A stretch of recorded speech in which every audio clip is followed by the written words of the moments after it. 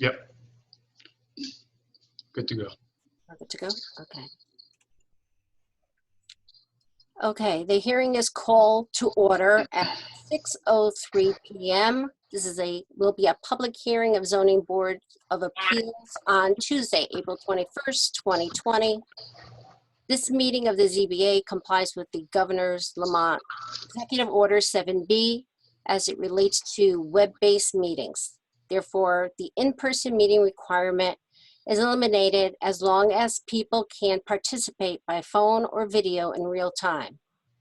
Also, the sign posting requirement and the return receipt of notification to property owner has also been eliminated as long as the ZBA agenda has been online, complying with the statute normal earliest publication date in the Connecticut Post. And this agenda was placed on the city website on April 2nd, 2020, which complies with that requirement. Now, this meeting is being recorded to comply with the open meeting requirement and will be available on the city's webpage following the meeting. So I will introduce each commissioner. Will each commissioner please respond here to inform everyone you are present? Robin Shepherd. Here. Ira Natcham. Here. He will be an alternate. Michael Jakes. Michael Jakes, are you on?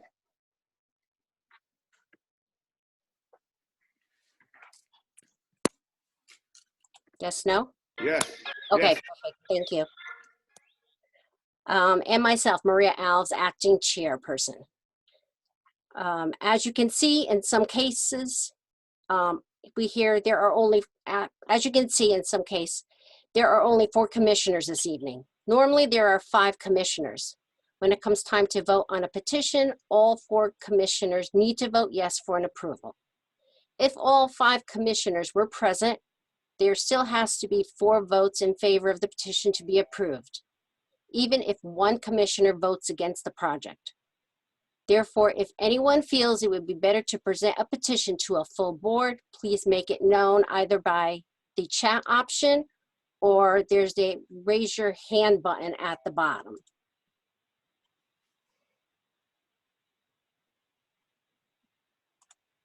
No one? Okay.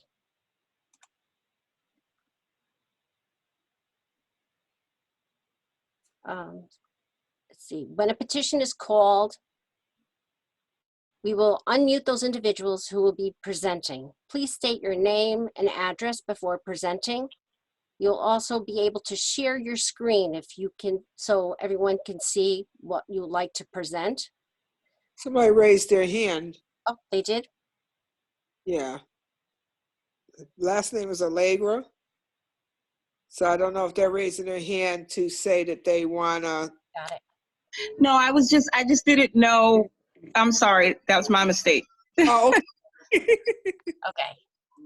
Just make sure. Well, at least you know how to use that option. And now I don't know how to take it off. that's okay. We know. Lower my hand. Okay. We got it. Okay, so this is a public hearing, and all those who are either on the Zoom site or on the phone will be given an opportunity to speak in favor or against a petition. Nicholas Sampari of the zoning staff will have the administrative capabilities during this meeting. When needed, staff and commissioners will be unmuted.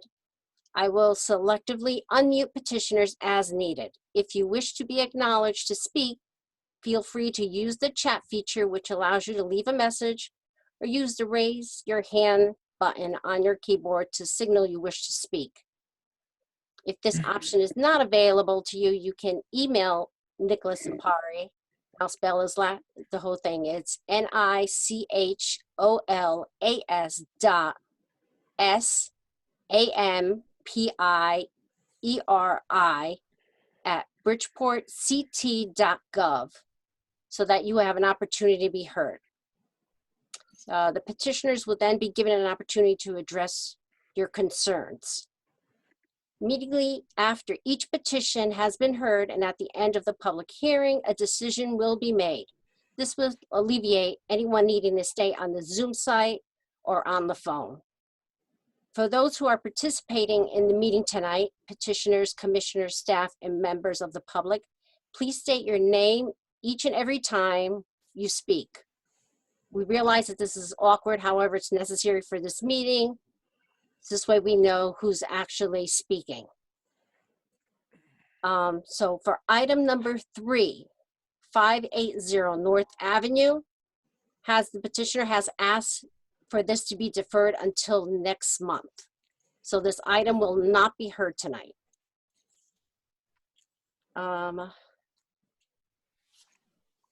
Okay, so Dennis, he's here somewhere. Okay, so do we go through each one, or does Attorney Russo want to go ahead? Just call the cases in a normal manner.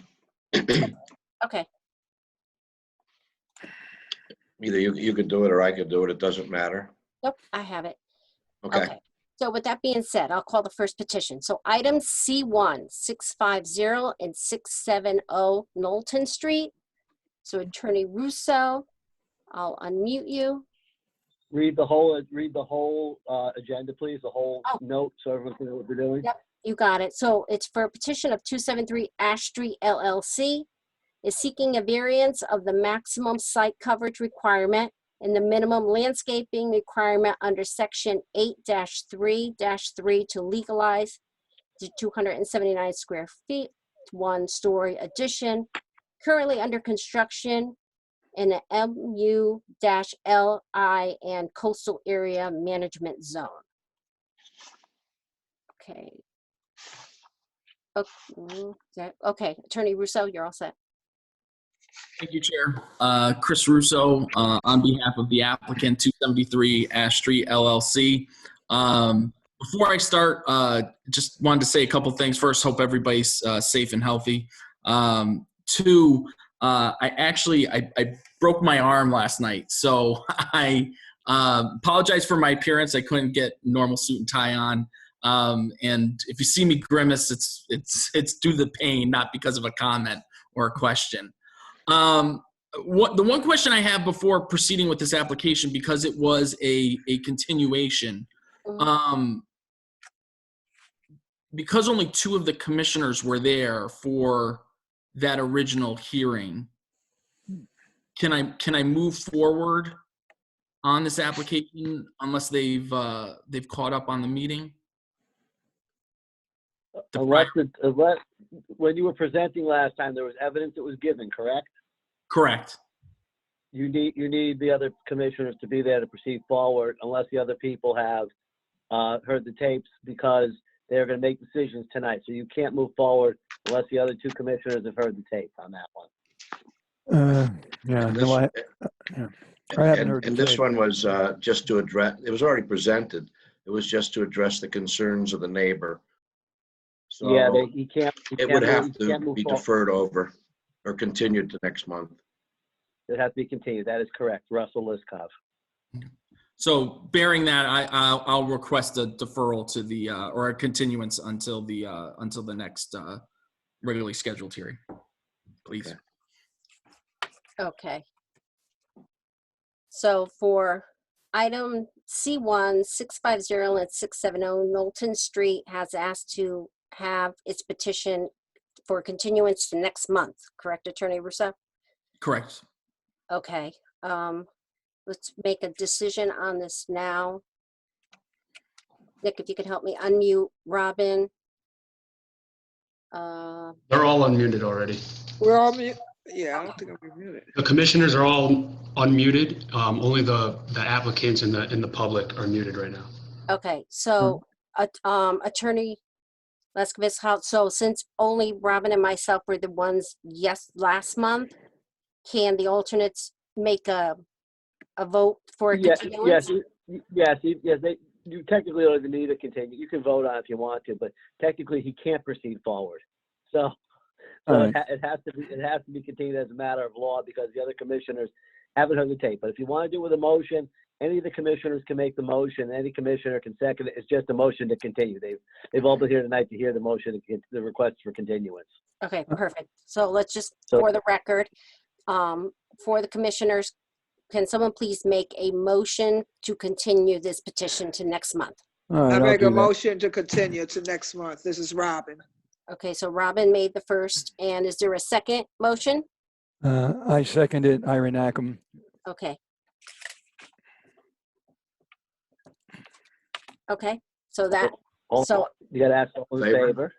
so I'm gonna do a roll call to, please, commissioners, say yes, you approve the continuance, or no, you don't want to move forward with the continuance. So Robin Shepherd, Yes. Ira Natcham, Yes. Michael Jakes. Okay, and yes for myself, Maria Alves. Thank you. 4-0.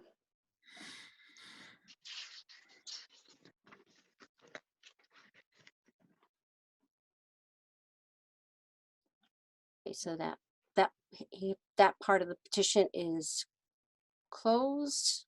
Let's move to the That next. part of the agenda is just continued. You go on to your next number 1 now. Okay, so item number 154 Grover's Avenue.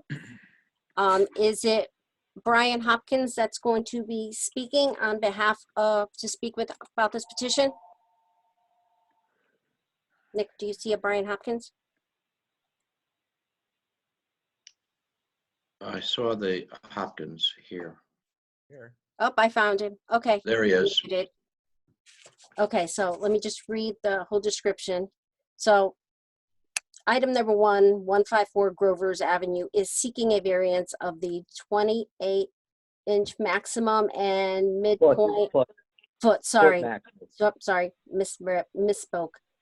28-foot maximum midpoint of the highest roof to permit the construction of a 3-story 12 by 16 addition with 3 balconies at the existing single-family dwelling in the residence AA zone.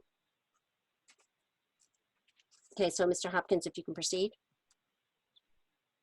Okay, I'm not really sure what to say, but we aren't changing the front of the house at all. It's in a non-existent, it's like grandfathered in, I guess. I don't know what the right term would be. So the front doesn't change at all. It just changes in the rear. And that changes the midline of the roof. So the streetscape doesn't change. The ridge, the original ridge of the house isn't changing. I'm just, instead of having a single dormer in the back on the 3rd story, I want to raise the roof up to be a whole shed dormer. Okay, and you're adding balconies in the back?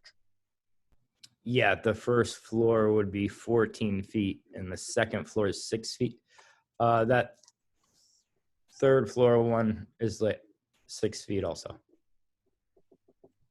Just quickly, can you guys see my screen? Yes. Yes. Thanks. Yes. Nick. Okay, so it's just the roofing, putting the balcony on, nothing in the front? Not for the variance, no. The addition on the left already has a permit. That fireplace to the left of the front door is actually an elevator shaft. I have a permanent disability, so this is, the back of the house got dropped down. So because the driveway goes downhill, it's making the house illegal. Nothing is really changing other than there's an existing single dormer on that 3rd floor now in the center, and I just want to make it a shed roof across. Okay, and The then, bridge isn't changing. Not, the only thing that's changing is back 8 feet. The top 8 feet across. so Nick, can you show me the next page of the plan? So I could see the layout inside the next, so in the 2nd floor, it's just the bedrooms. And then the 3rd floor is a master unit. Yeah, it's going to have a handicap, wheelchair accessible bathroom, and it's just one giant open space. Okay.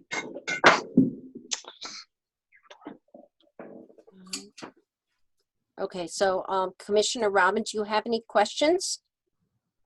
No. All four neighbors, this is actually abuts the water, so the neighbors on the sides of me, four of them all have emailed in favor.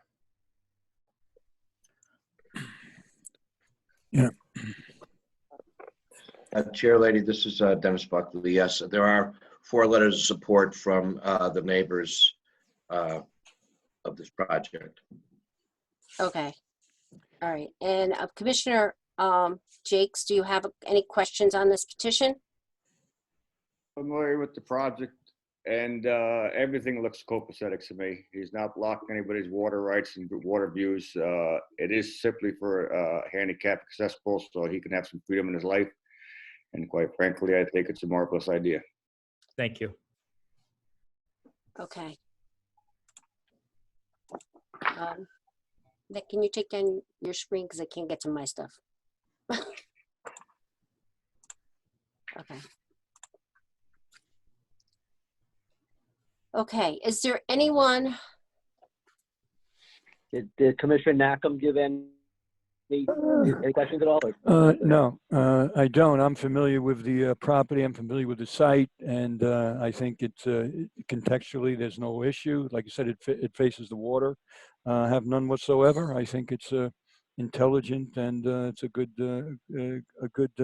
addition, a good modification. Okay, so is there anyone that would like to speak in favor of this petition?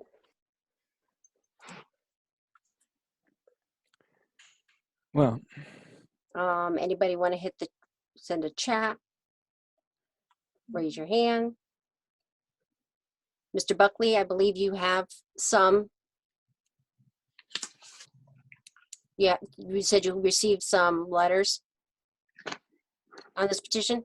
Oh, yes, I have the letters from the neighbors that are in support of this project. I don't have any opposition to it. Okay, Dennis, for the record, Dennis, you just want to say who the neighbors are and where they live, please.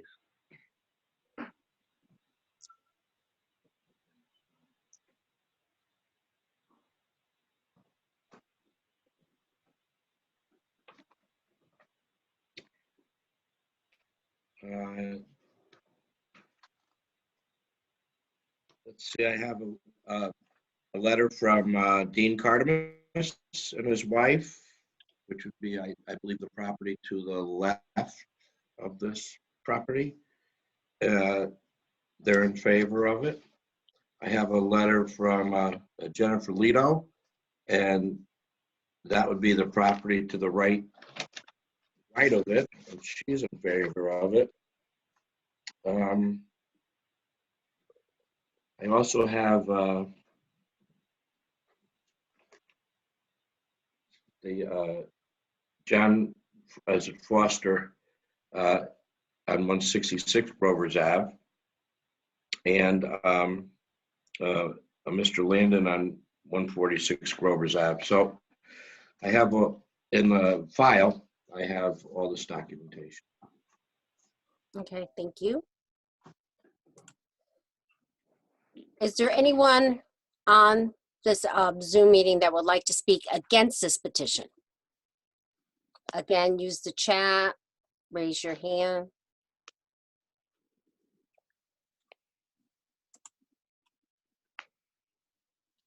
Okay, no opposition. Here, public hearing is closed for this petition. Let's move on to the votes. A motion, yeah. Yep. So any of the commissioners would like to make the first motion to either approve or deny this application? I make a motion to approve. I second it, Robin. Michael and Robin? Mike made the mic. Robin. Okay, I'll do a roll call. Please say yes to approve, no to deny. Robin Shepherd, Yes. Ira Natcham, yes. Michael Jakes, Yes. and Maria Alves, yes. Was it? Dennis Buckley, Chair, any conditions of approval as per plans, permits and code?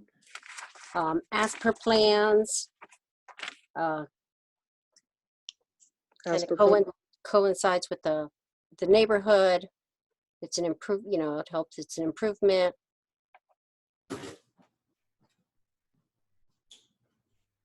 Accommodates. Okay, Yes. got it. Okay. Okay. Fabulous.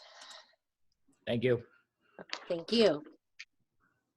Okay, we'll move on to the next one. Item number 2, 94 Albion Street. A petition of Jasmine D. Munoz, seeking a variance of Section 12-10B, which prohibits the establishment of a grocery beer permit within 750 feet of another grocery beer permit and package store at the existing retail store in an industrial light zone.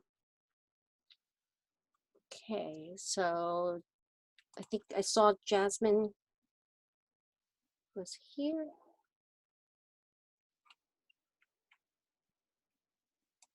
Can you guys hear me? Yes. Hi, how are you today? I Okay. am Andres Villegas Cruz. Mhm. My sister-in-law. Address, please. Yeah. Address. Oh, yeah. 94 Albion Street, Bridgeport, Connecticut. And my name is Andres Villegas Cruz. My sister-in-law, Jasmine Munoz, she's not here right now because she went out to Mexico because his grandma is almost, is sick. So she went to see her, and that's why she's not here. But I can. So would you like to have this matter, since you've informed us of that, would you request on her behalf to continue this matter to next month? Well, I'm partner of the Plaza Mexico Lindo, so I don't know if you're not the petitioner, sir. So the only thing you can do is, if they want, you can request to be continued to next month. This is Russell Liskov from the city attorneys. Oh, okay. So I'm waiting for 1 month. Yeah. You're gonna request to be continued because the petitioner is in Mexico because her grandmother is sick, correct? Yeah, she's not here. She's in Mexico, but maybe she can.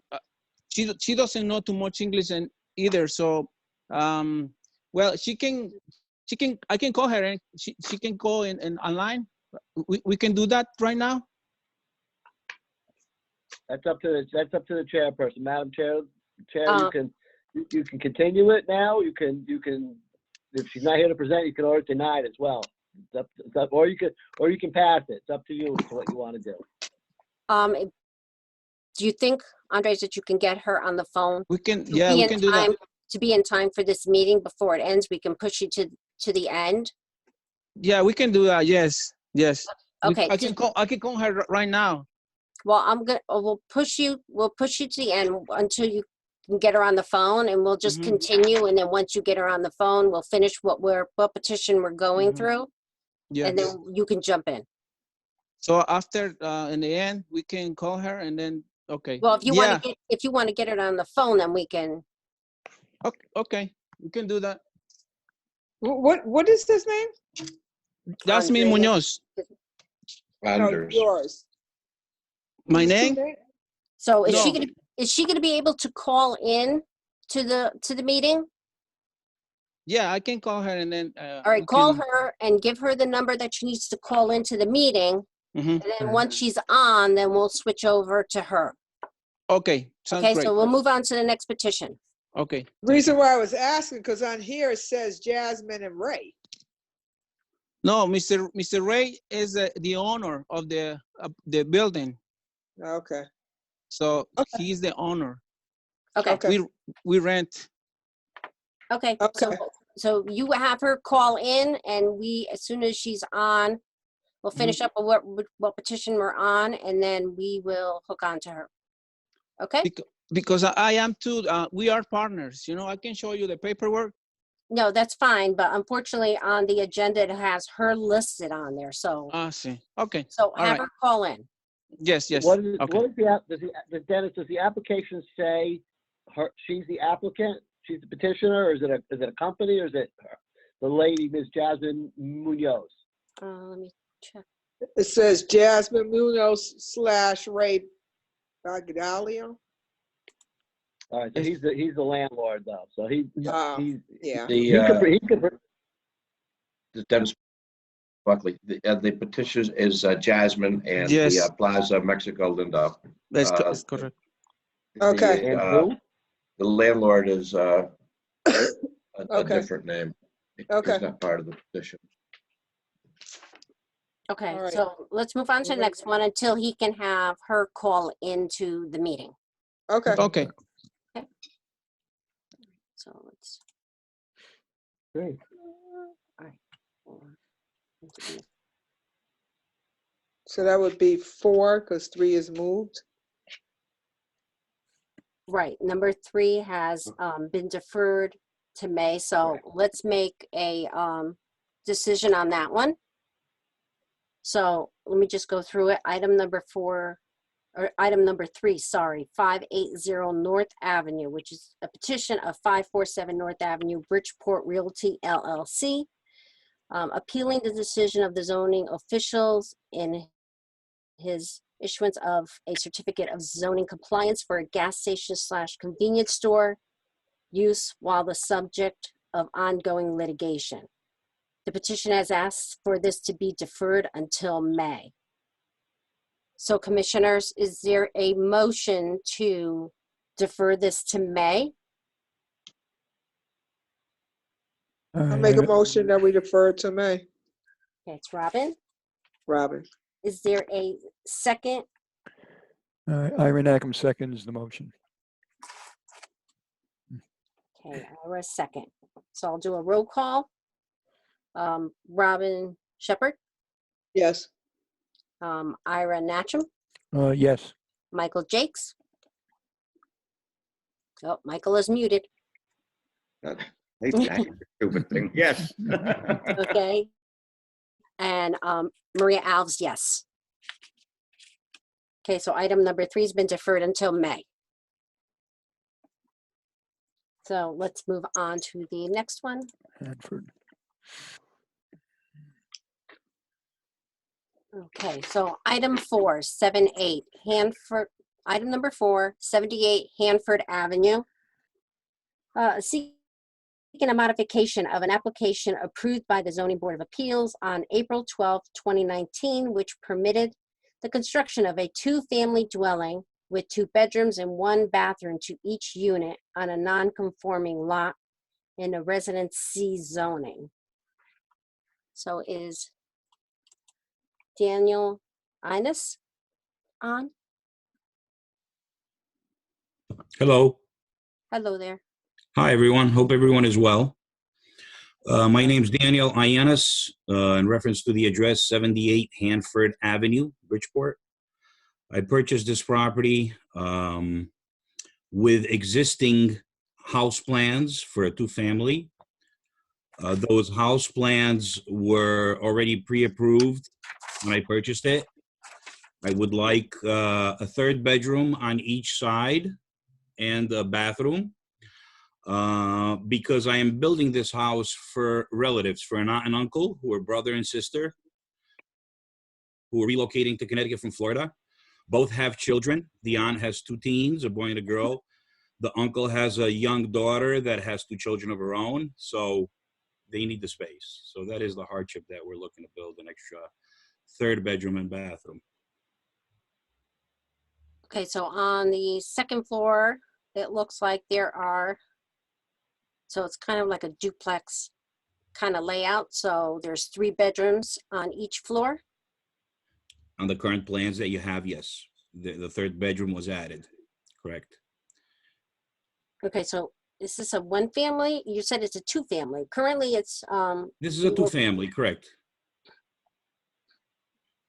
you're adding a 2nd bedroom. I'm adding a 3rd bedroom on each side. I'm sorry, 3rd. You're right. I apologize. Nothing changes in the elevation front.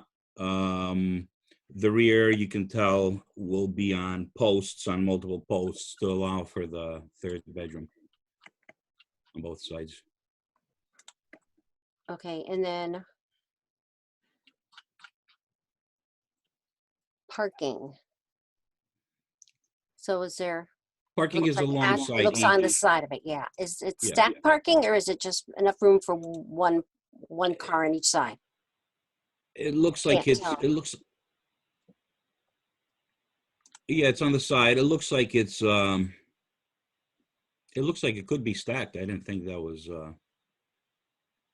doable. And it looks like, the plan looks like it's 2 on each side. Yeah, it looks like, 1, 2, 3, 4, correct. And that's the only thing you're doing to this property? That's the only thing we need is the third bedroom and the extra bathroom. So we'll be 3-bedroom, 2.5 baths. That's on each side? On each side, correct, yeah. They're identical, the plans. Okay, because I'm looking. Again, This is Robert, the city attorney. So I was just looking. It says that you had 2 bedrooms and 1 bath on each side. So you're going to from 2 bedrooms and 1 bath to 3 bedrooms and 2.5 baths. No. There's, on the approved plans, there was a half a bathroom downstairs as well. Okay, it's not what the agenda says, but okay. Yeah, on the approved plans, there's a half a bath downstairs in the foyer there near the living room and kitchen. So upstairs there were. I'm sorry. Go ahead. So you're looking to add a bedroom up on each side and an extra bathroom on each side. Correct. Go ahead, Madam Chairman. I'm sorry to interrupt. Oh, no worries. Let's see. Okay, so that's the only changes. So, Commissioner, Robin, do you have any questions?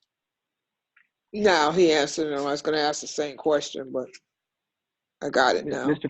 Russell, let's come just for one other thing. Is the footprint of the footprint of the building changed from the prior one?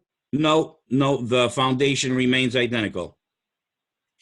You will just notice in the back of the house, to sustain the additional bedroom, there will be 6 posts.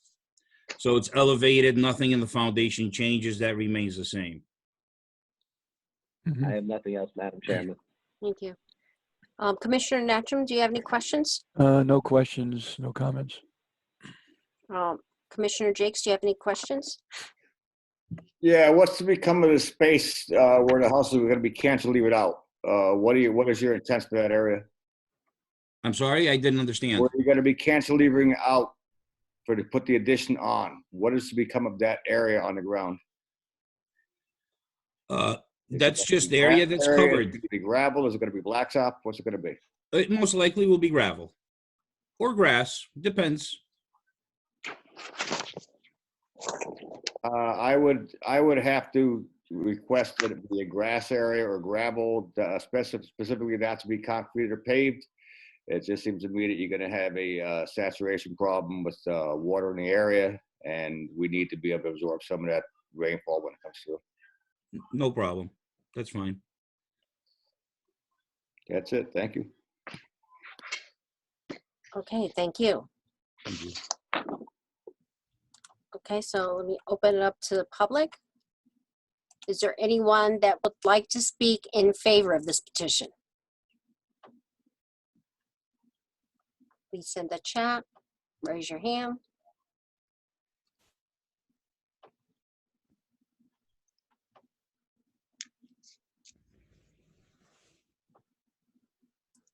Okay, and so is there anyone here who would like to speak in favor of this petition? Well, I already said that. Anyone who would like to speak against this petition?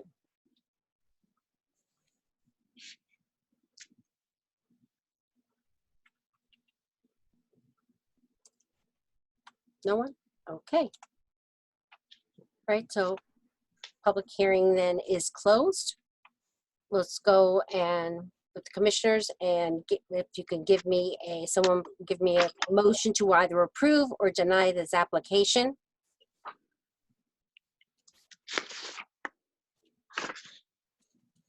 I motion to approve.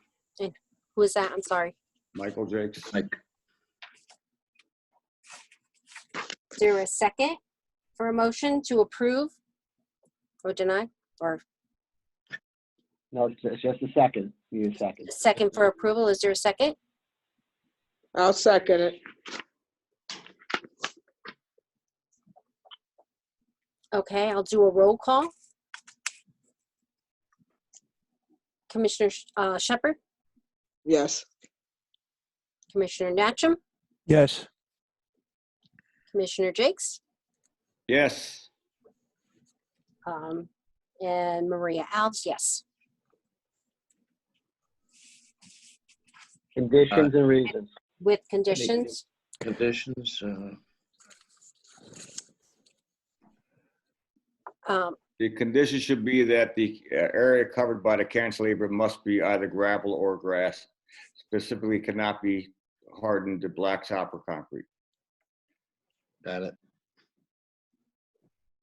As per plans, Chair, permits and As- code. As per plans, as what was approved from last time with the landscaping, all that fun stuff. Got it. That'll be incorporated into this approval. Yes, please, thank you. Okay. Okay, so 4-zip for 78 Hanford Avenue. Okay. Let's move on to the next one. Item number 558 Clinton Avenue. We're seeking a variance of section 4-12-3A, which prohibits the expansion of a non-conforming use to permit the establishment of a 10-room daycare center with office and kitchen and a 4-suite professional office in the former attorney's office in the Resident A zone. So it's Marie Henry. Yes, good afternoon. Marie Henry in reference of 558 Clinton Avenue. We are seeking for 2 items. Item number 1 is a change of use for the property on 558 Clinton Avenue, in which the main house is going to be used as a professional office. Second, the rear of the house is small correction on the descriptive matter, is a 7-room proposed daycare in the back. And when we get to the plans, we'll just show the counting of the room, not 10. Okay. Should, on the plans, I'm sorry. perfect, it's fine. On the second, the second page. That's floor 2. Can you show floor 1, please? Floor 1. Yes. Can you scroll? Thanks. Okay. Scroll up a little bit for floor 1. It's in the larger, the next page.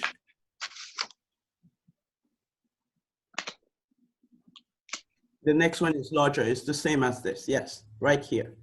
Okay. The main building is for professional services. The rear is where we have the red prints. It shows 2 classrooms and an open kitchen area for daycare that is just with a sink, not a full kitchen. And if we go on the second floor, when you get a chance to scroll to the second floor, okay, the second floor of the professional office building of the main house, and the rear show 4 classrooms. So basically the first floor have 2 classrooms and a kitchen area for the daycare, and the second floor have 4 classrooms. So that's a total of 6 classrooms and 1 open kitchen for the daycare simply with a sink. We're seeking 2 items. Main building as professional office, and the rear as a proposed daycare. The hardship that we have, it's currently status under only legal use for the entire structure. And now we would like to have professional activity there and the daycare in the back. So for the daycare, And Oh. excuse me, I'm sorry, ma'am. I do have the person and that will give more detail in okay, regard of the daycare, but I will respond to the layout in terms of the plan for the daycare. But other question will refer to Miss Kenya Mouse. okay. Yes.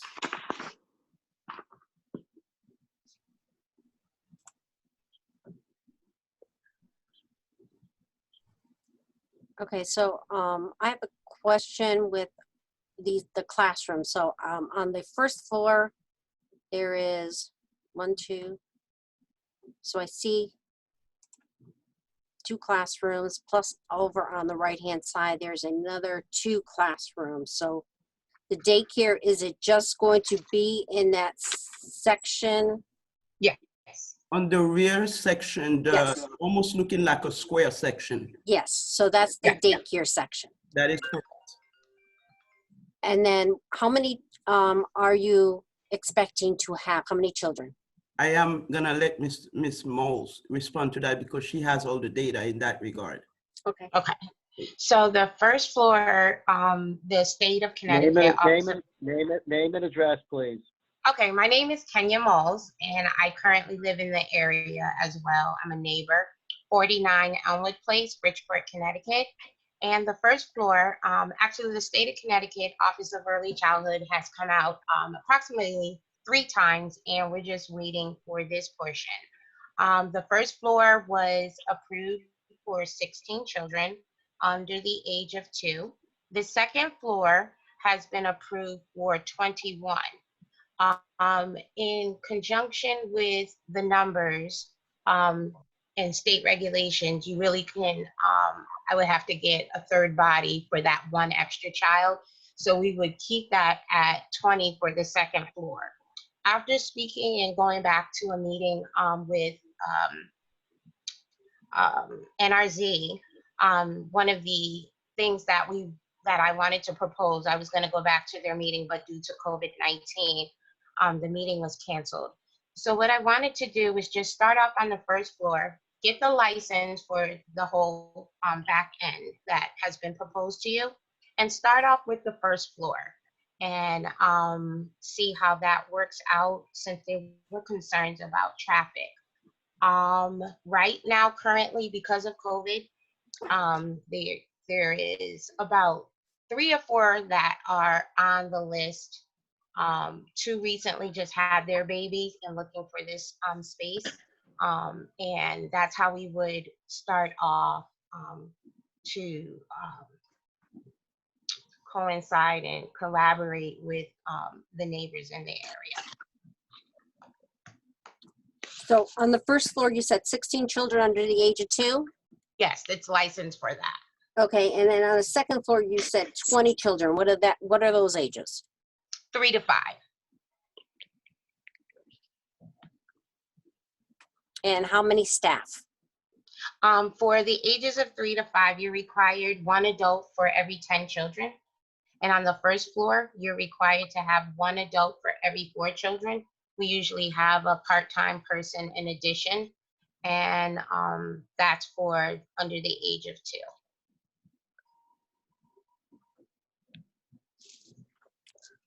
Okay, and then these classrooms, and is it just daycare? Is there education involved? No, just preschool. Just preschool. Early childhood is the umbrella for everything. And then on the second floor, the professional office, what is that? Is that for specifically for you, or is that going to be rented out to someone else? I can respond to that.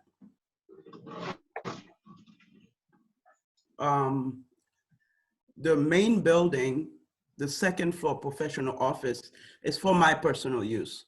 I do consulting work as architecture drawings and do some consulting work in regard of construction. So I have a lot of plans. I have a big plotter. Pretty much that's all gonna be there, just for that purpose. I will be occupying the second floor to do that. Okay, and it's just going to be you, or you're going to have additional staff?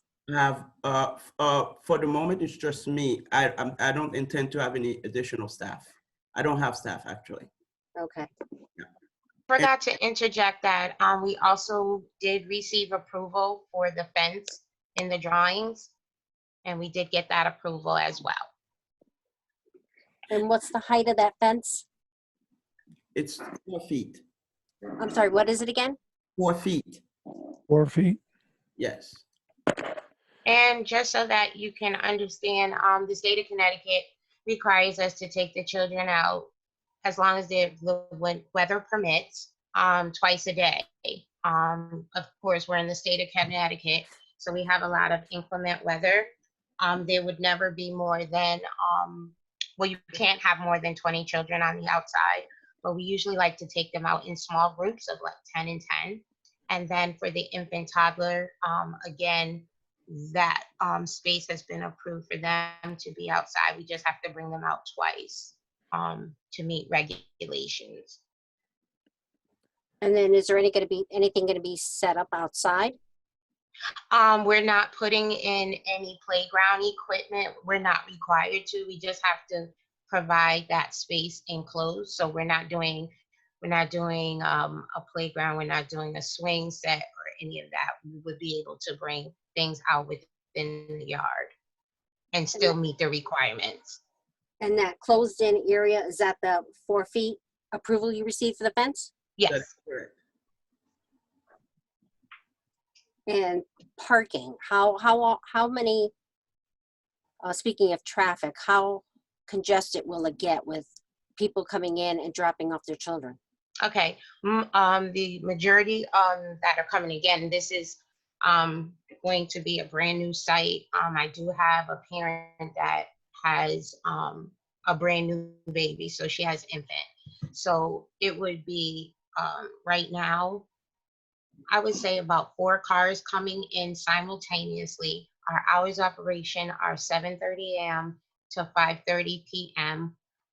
As far as traffic and staff, I have my staff that take mass transit. I have one that gets dropped off. And just say, for instance, the parking lot was crowded, which would not be the case for this with the staff. I could walk to work because I live right up the block. How many parking spaces are there? We have approximately, for the moment, 15 parking spaces.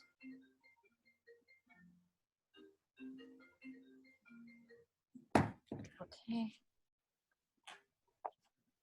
Commissioner Shepherd, do you have any questions? No. Commissioner Natchem, do you have any questions? Yeah, is there a like center anywhere around there, or is it seems to be all residential, strictly residential on all 4 corners? Is that correct? Is there anything similar within, say, a half a mile? The front of the building is a commercial access it's the side of the building that is mostly residential. In terms of similar activity, if you're referring to daycare, the next one that I've seen is on Fairfield Avenue. It's not very close to here, as far as I'm concerned. All right, so what about commercial spaces? Are there any commercial spaces, say, within, I don't know, 100 yards of this property? Definitely. Right across the street is a church. They have several professional offices, doctors, lawyers, some consulting, even our neighbors, the president of NRZ or the chair of NRZ, he's right next door within that limit. So we do have plenty of commercial activity. All right, so directly across the street, there's a church. Correct. Okay. Also, what is this from a Monday through Friday, Monday through Saturday? No, Monday through Friday. Commissioner Jakes, do you have any questions? Yeah, I'm going to lean towards, I'm concerned with the traffic. It is a very high traffic area. And as somebody who also resides in the area, I am fully aware of how much commercial work is going on in the area. But I would definitely have to be satisfied with the parking arrangements. It sounds to me like they have the possibility of having an abundance of cars coming in and out on a routine basis. And I think that there ought to be something in connection with the city traffic commission for putting signs up, posting, if we do approve it, that there is children in the area. It is a congested area as it is. There is a mosque just on the street. You have the dental office, you have the church, you have a number of items over there that do encourage. Commissioner Jakes, Russell Liscott from the City Attorney. Not to interrupt you, but you can do that in your deliberations or conditions later, as opposed to if you have any questions about the plans for the applicant. And you're going to hear opposition or not opposition and other people in favor as well. Very good. And just to add to it in regards of the traffic, our proposed plan, the rear of the building is big enough. If Miss Kenya Malls, I've suggested is about 4 cars that come in and drop off at a time. We have ample space for the car to come in and drop the kids and go back out. So, somewhat of an. So if you decide that you no longer want that personal office, then that could be rented to anybody else, correct? So basically you're talking about basically 2 businesses there. One is a childcare center and the other one is your business. Yes. If you leave, then I could rent there or anybody else could rent there. Is that correct? Or how does that work? As long as it falls within the requirement of professional services, and that's what it's gonna be for, I would say the answer is yes. And also, if I could interject that I would not be looking to expand beyond the proposal that is submitted. So this is like a multi-use property in a sense. You have a school or daycare center and you have an office space, correct? That is correct. Okay.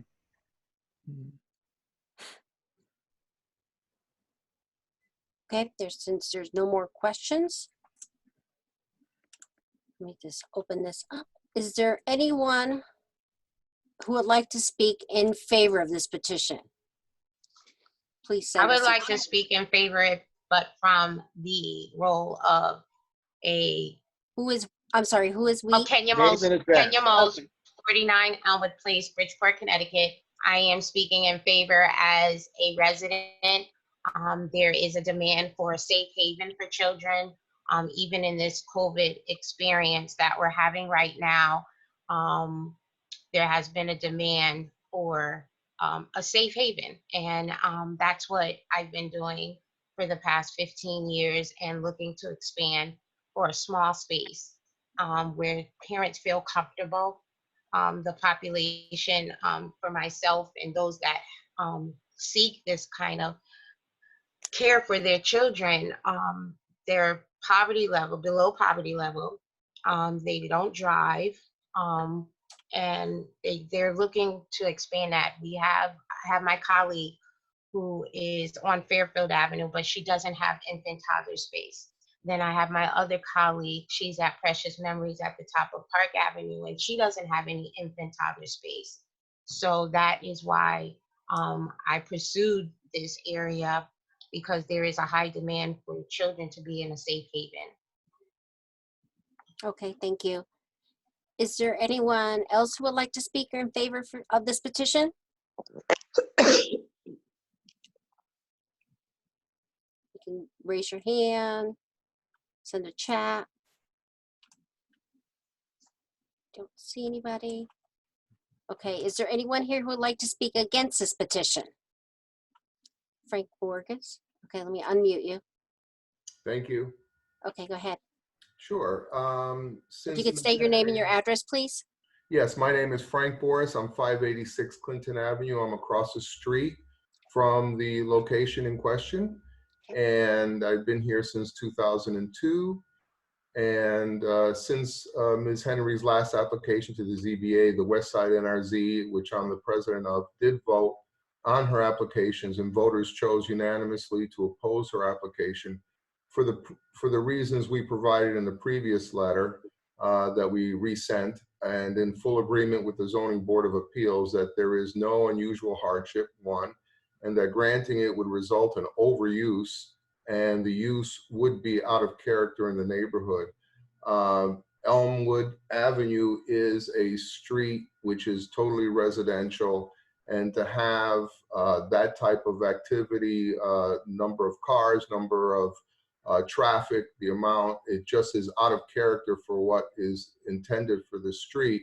And as for Clinton Avenue and the commercial use of the building for professional uses, makes sense for professional uses such as real estate office or legal office or any type of home-based office would make sense.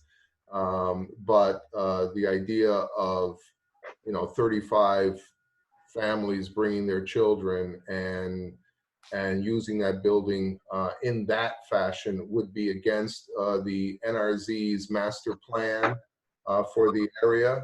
The last neighborhood revitalization zone plan for the West Side neighborhood said, and I quote, "It is essential for cities and neighborhoods to identify their major economic development corridors, as these then become areas of focus for certain investments, improvements, and concentration."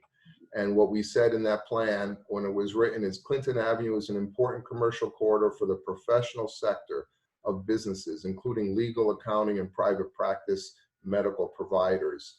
The thinking was that that would be the identity of this street, and that's how it would best suit the city and its tax purposes and its development purposes.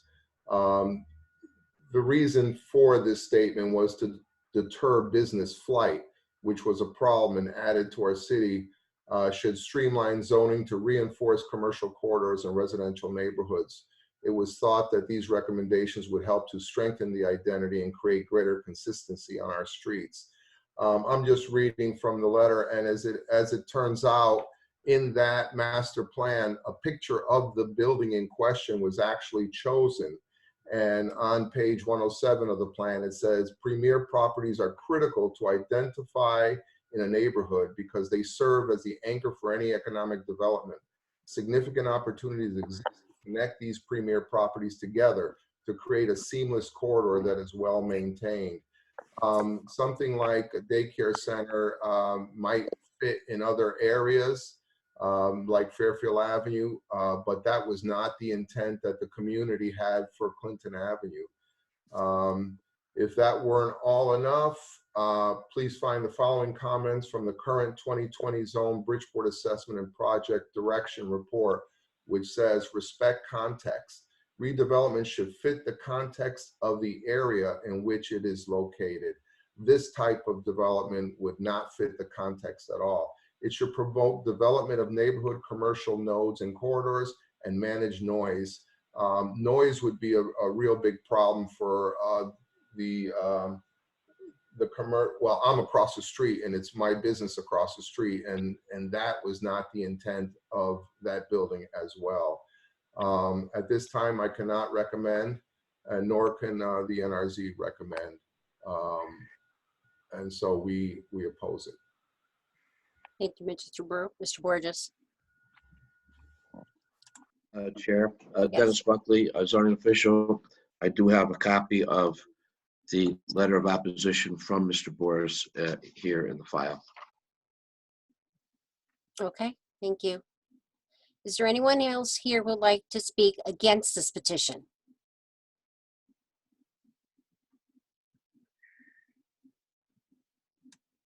No waves, no chat. Okay. Oh, hold on. I think Allegra wanted to. Okay, Allegra? Okay. I just wanted to say I'm against it because of the traffic and everything that Frank said. Allegra? Name of the chat, please. I'm Can sorry, you hear Allegra. me? Yes, Allegra, if you can give us your name and your address, please. Joy Allegra Jackson, 210 Elmwood Avenue, Bridgeport. Thank you. Okay, you can go ahead. I just feel like, the house is, the parking lot is directly across the street from my house. And my father is also on this line, and he agrees the school and the businesses would be a lot, for a residential area. Okay, thank you. And you said your father wanted to speak as well? Yeah. Yeah, here he is. I'm right here. And I if I can have oppose your it. name, sir? My And- name is Donald Taylor, 210 Elmwood Avenue. Thank you. I oppose of it also because it's not just the traffic. I mean, the building gonna have two different entities, and I don't think we should have a business building with a childcare in it at the same time. Because in the thing is, we should be protecting the children first of all. I work for the school board, and I think that, having strangers coming into the business side, and you got children on the other side, it's not safe for the children. And then, as Frank said, it's not. This is not zone for that type of property, for that type of thing to be in. So I know it's going to be crowded, it's going to be congested, and it just doesn't fit this neighborhood. Okay, thank you. Thank you.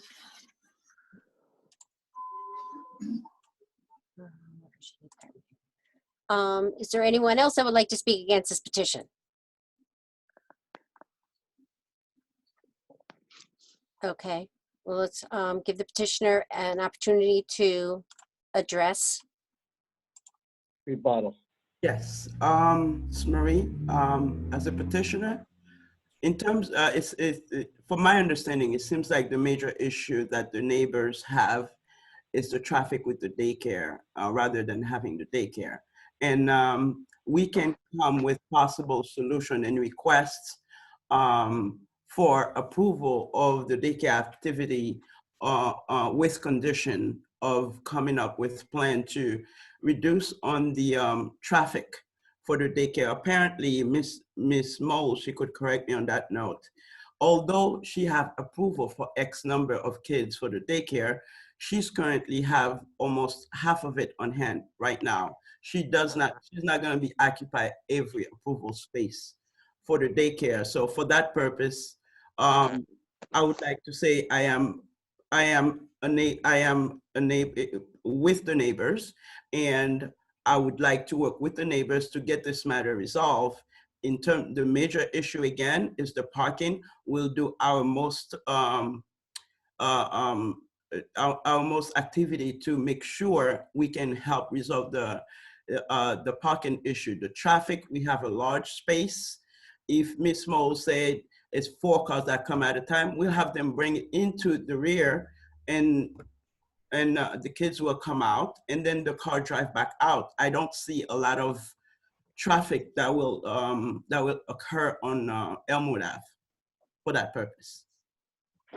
Smalls, if you want to confirm how many children you have currently. Currently, I don't have any children enrolled. I just have a tentative list. And again, as I stated, What's the norms of quantity of children that you have? Just to share with the neighbors that although it's approved for X number, and this is the number you actually working with. it probably won't. We're going to test it out and see how we do with 8. And the reason why I picked the number 8 is because it's licensed for 16, so 4 and 4. So I have to have two people on the site at all times, but I also have to have 1 to 4 for each of the children, just to get a feel and see how things are going. There will be, our policy and procedures are already created, and they have to come into the rear. And I've already established that with the owner, that I have my own wing and no one can come to my wing where the children are. That's already in place.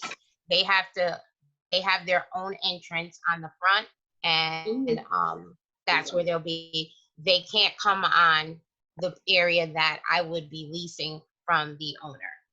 Second floor, it will be licensed all at one time, but because of the concerns, that's one of the things that I was willing to do, and not have the second floor until I just want to see what we're going to do on the first floor.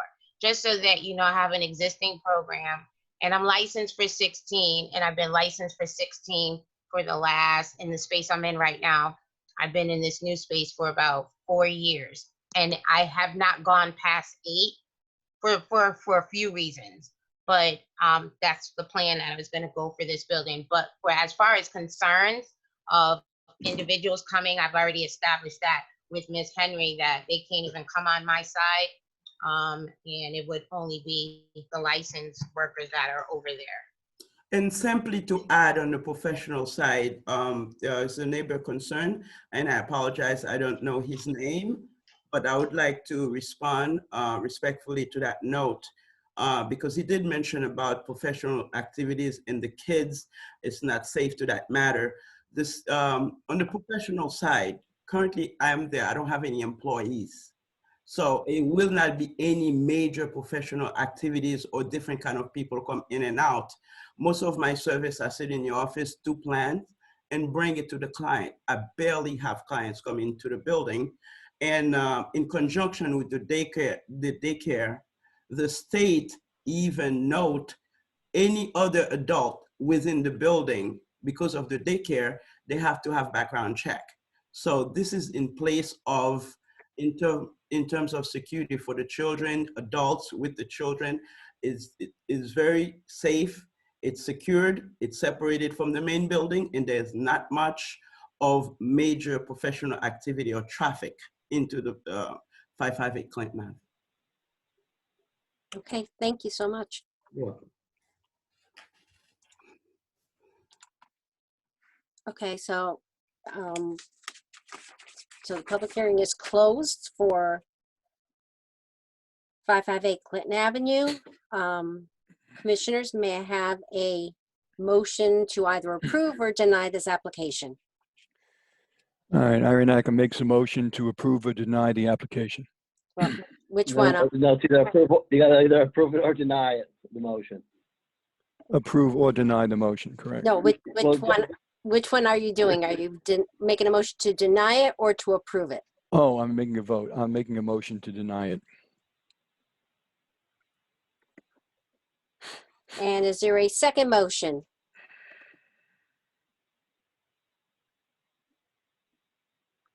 Wait, where's Robin? Did Robin jump off? No, I'm here. Oh, okay, sorry, I didn't see you. Is there a second motion? That was Ira that made the first motion, right? Correct. Okay. So Michael, Robin, is there a second motion? If not, then Make the motion to approve it.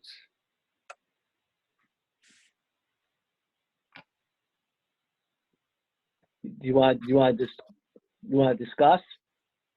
I would like to make a motion to approve it. Okay, then you need a motion to, you need a second if someone else wishes to approve it. Anybody got a second? Well, we could discuss. I don't know where we go from there, being new to no, the committee. But, we yeah. can definitely discuss it. Okay. Ira, let me go to Michael first. Your reasonings for approving this application? Yes, I am. I mean, I'm a bit leery, but I also see the demand for it. And, you know, as somebody who does live in the area, it's obviously going to directly affect me either positively or negatively, although I'm not quite as close as some of the other people that live on Elmwood. I just see that there is a demand for it, with or without the COVID. There's an awful lot of unattended children who could use some guidance, and I just feel comfortable with these folks putting it in there. Okay, and Ira, you made a motion to deny? Yes, I think, you know, the people that are going to run that, at least now, I think it's great. I hope they're very, very successful. And I think there is definitely a need. I just think it's in the wrong place. I think traffic is a major issue. I think that assuming it is successful, and I hope it is, you're going to have maybe over 30 children there at one time. I think in part this is an experiment. It's going to start small with just the first floor. Then it's going to move to the second floor. And I think everybody's, I think the people that are running it would hope that would be the case because, as you said, there is a need. I think that there's a lot of noise because you have a lot of children playing outside and inside, and that's not characteristic. Number four is, or excuse me, another reason is that enforcement. I think that, the school could change hands. Anything can happen. You can get, you'll have employees. You can, so that's an additional amount of people. There could be a lot more noise. You said you were for it though, right? No, I didn't. He's against it. I'm against it. Oh, I'm sorry. Oh, I'm sorry. Okay, I apologize. Right, it's okay. So I think that's another issue. It could, if it is, say, does become very successful, I think that, you know, things happen. It's more noisy, there's more traffic. In order to run the business, which it is, it's a business, certain things change. I think that when it was originally built, its purpose was to maybe have an attorney there or whatever else, or some kind of consulting business. And I see that, and we all see that in Bridgeport and a lot of neighborhoods and across the United States and a lot of residential neighborhoods. You have those types of businesses. This is basically a school. It's putting a school in a residential neighborhood that didn't exist before. And like I said, I think the intentions are laudable. I think there is a need. I just think this isn't the right building to put the school in. So those are my objections. And I'm sorry I have objections because, like I say, there is definitely a need. But when you balance that with, I guess, the immediate community and I guess, the texture of the area, that's why I'm voting no. Okay, so with that being said, this is Maria Alves. I'm going to second the denial of this petition. Well, what's pending on the table right now? Is it a Right motion to now, approve? we have one denial, and we have one motion for approval. Well, you have a motion pending on the table. It was a motion to, I think, approve, correct? Correct, and there is a motion also to deny. Well, the motion to deny didn't get a second, so that was defeated. So the only motion you have on the table right now is a motion to approve. Don't forget, she's still going to need four votes in favor to get it approved. So if you're in a deadlock, anyone can make a motion to approve. She still needs 4 votes to get it. So I want you guys to be able to move business along. Okay, so is there so Robin? The motion on the table right now is a motion to approve. You need a second. Okay, so I make a motion to approve. All right, so Robin That's a second. is a second. All right, so I'm going to do a roll call Yes. for either denying it or approving it. Commissioner Robin? I approve. Yes. Approved. Yes. Commissioner Natchem? Deny. Commissioner Jakes? Approve. And Maria Alves, deny. So it's 2 and 2. So petition is denied. Yes. Do you guys you guys didn't discuss if there was any legal hardship? I think you discussed about overuse in traffic, but I don't know if there's any legal hardship presented. Yeah. So, but you give your reasons for the denial for the record, please. Okay, Dennis, you there? Okay. I'm here. You ready? Okay, so it's an overuse of the property. It's a professional area. Who's the other one? Michael, do you have anything to add? Yeah, well. Is he on mute? I think you guys talked about noise and traffic also. Yes. Right. Wait. Overuse, out of character, noise, traffic. Commissioner, do you want to add anything else to the denial? Madam Chair, do you find any legal hardship at all? No, I saw no hardship at all. No legal hardship? No. You say it for the record then? I'm sorry. Rather than I see no legal hardship for this petition. It's an overuse of the property. Okay. Commissioner Jakes, do you want to add anything?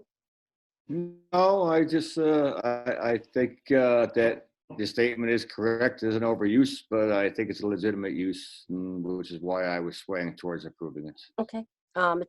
Commissioner Natchem, is there anything you'd like to add? No, I think I've said all I want to say. Thank you. Thank you. Okay. We're good with that one? I'm awesome. Yeah. Okay, so let's move on to the next one. Item number 6, 855 Housatonic Avenue.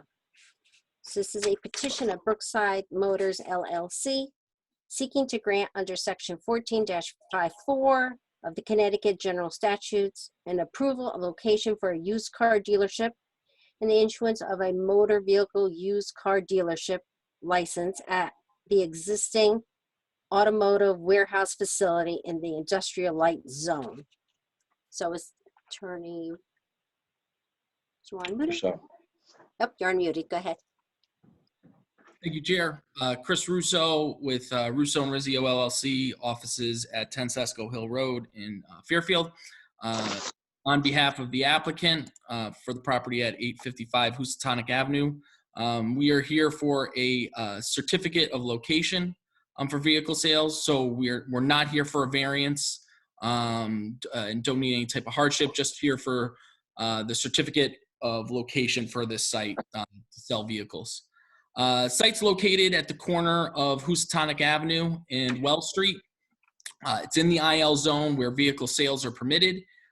This site lies just east of the Route 8 connector, and it's located in a large industrial area. BMW of Bridgeport currently stores vehicles on the site. It's a warehouse use. They have their vehicles in there. This new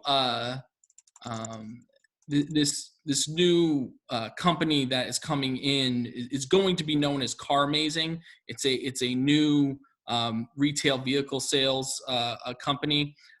So it's not BMW, but it's actually the same exact partnership group as BMW of Bridgeport.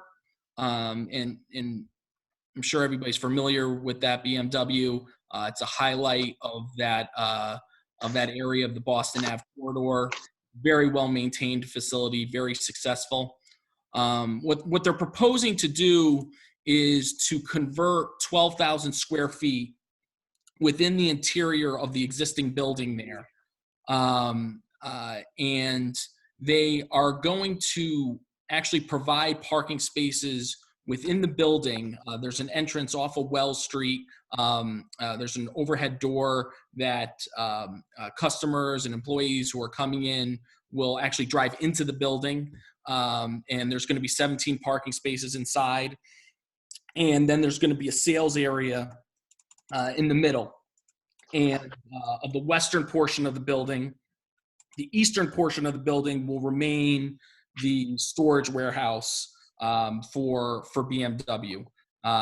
They're proposing an office area in there, a new bathroom, and a new ADA ramp as well. There's no proposed additions to the building itself or changes to the site. It's really just converting the interior. The building's already used for storage of vehicles, so there really isn't much changing here, except they will now sell directly from this location. This dealer is a little bit different than your traditional dealer. They're going to sell a very specific type of used vehicle that are later models, but not yet out of warranty. So it's going to be very specific. And, I'm sure everybody's kind of familiar with this section of Housatonic Avenue, and it's not really heavily trafficked by retail car shoppers.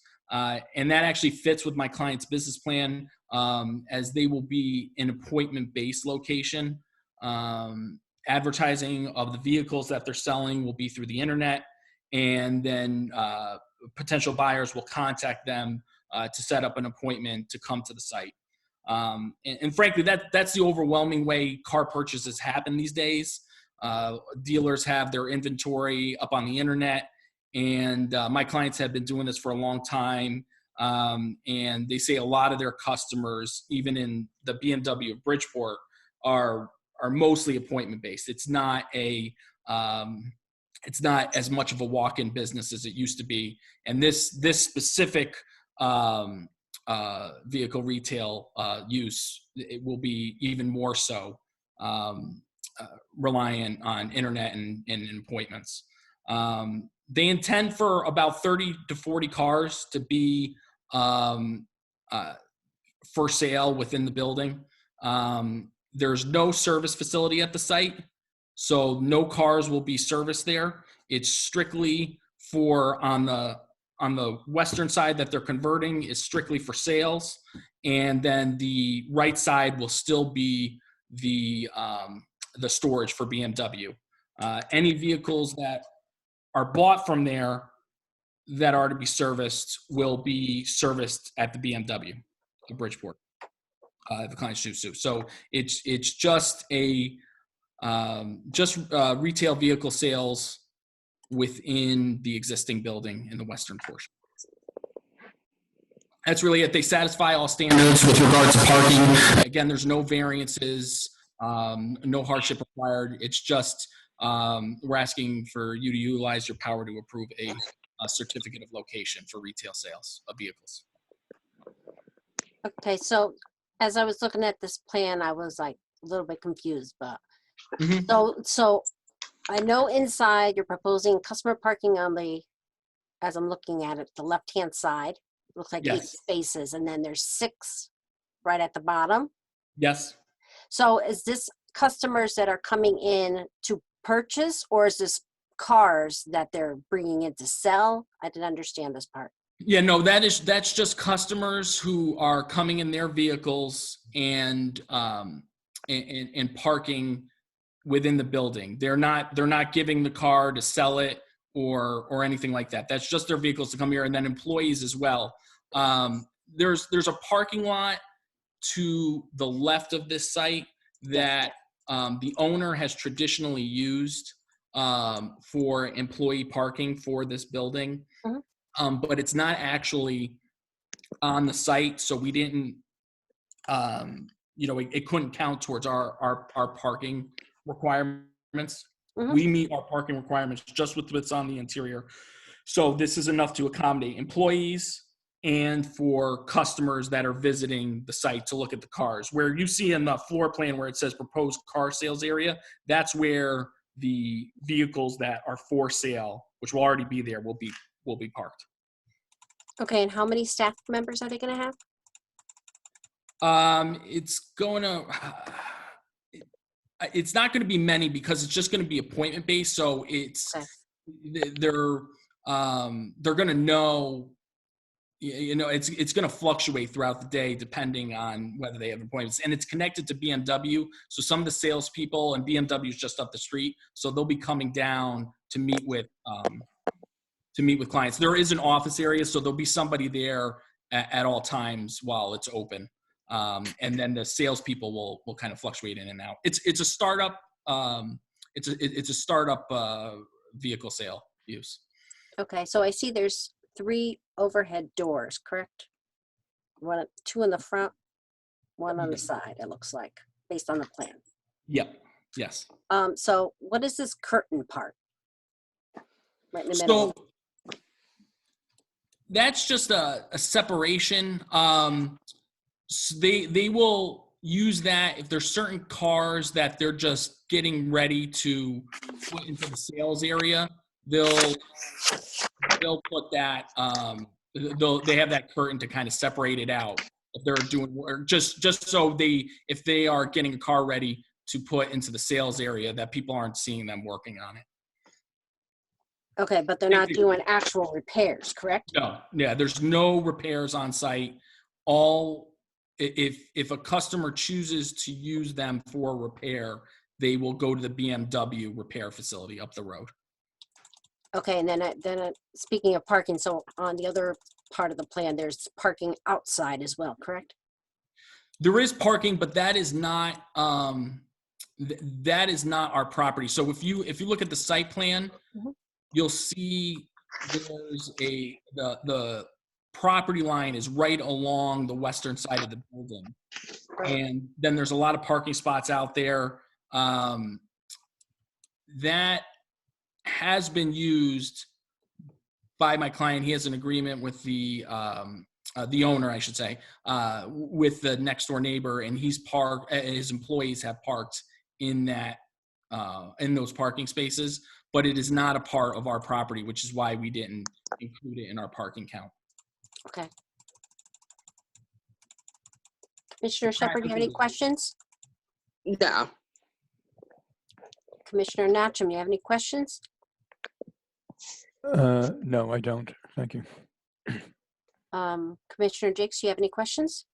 Yeah, this is basically going to be a vehicle prep site. Is that what we're referring to? No, I mean, it's not a vehicle prep site. There's storage for BMW that is already there. Yeah. That will be on the eastern side of the building. The western side will just be for sales. So they won't. I understand there's no mechanical work, but there will not be any prep work as well. No required cash spaces to go in, containments. No, I think just, to put a sign on the car and to maybe to clean a car, to not with not like a car wash, but something if you were, if they were just prepping a car to be shown, but nothing like, no type of service at all. Okay. And they'll store cars in another location for this one as well. BMW, this isn't BMW's only storage facility, so they have another one. So they will store the cars for both, some of the cars for BMW and for this new retail vehicle sale use. They'll store it in another location. And these are just like regular cars. They're not like some classic cars, are they? No, they're not classic. It's cars that are not yet out of warranty. So they're not in their first or second year, third year. They're more towards the end of their warranty. And it's mainly SUVs and trucks, but it's not classic cars. Okay. All right. If there's no more questions from the commissioners, I'm going to open this up. Is there anyone here who would like to speak in favor of this petition?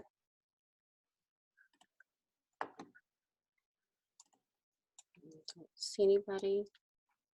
Anyone here who would like to speak against this petition?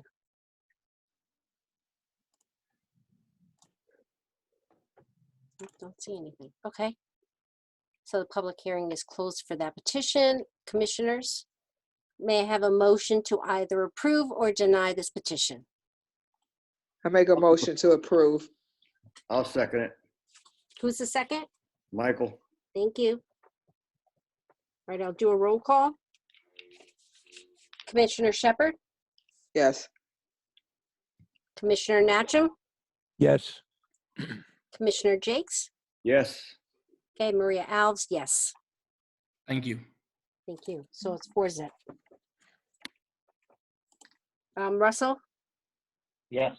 Okay, I see that, where'd he go? Oh, there he is. I'm here. Thanks. So for property, the Albion Street property, I see that he has her on the phone. Can we jump into her? Should we move on and put You that can one do last? whatever. You're the chair. You're the chair. You get to decide whatever order you go in. All right, and considering that. Chair, we going back to Houstonic Avenue, it's approved. Are there any conditions? Oh, I'm sorry. I just passed right over you, Dennis. I noticed that.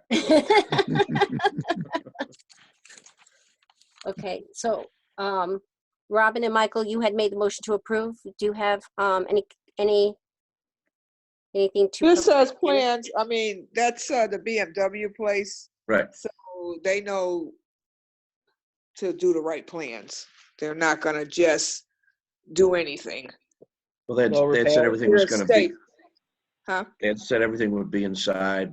Right, So that's what I just mean. They reiterate know. that. And Yeah. obviously no service repairs. No repairs or Right, service no, they on wouldn't do it premise. in that little space anyway. Just to Okay. be on the safe side. Yeah. Okay. Thank you. Is that good, Dennis? Okay, sorry about That's that.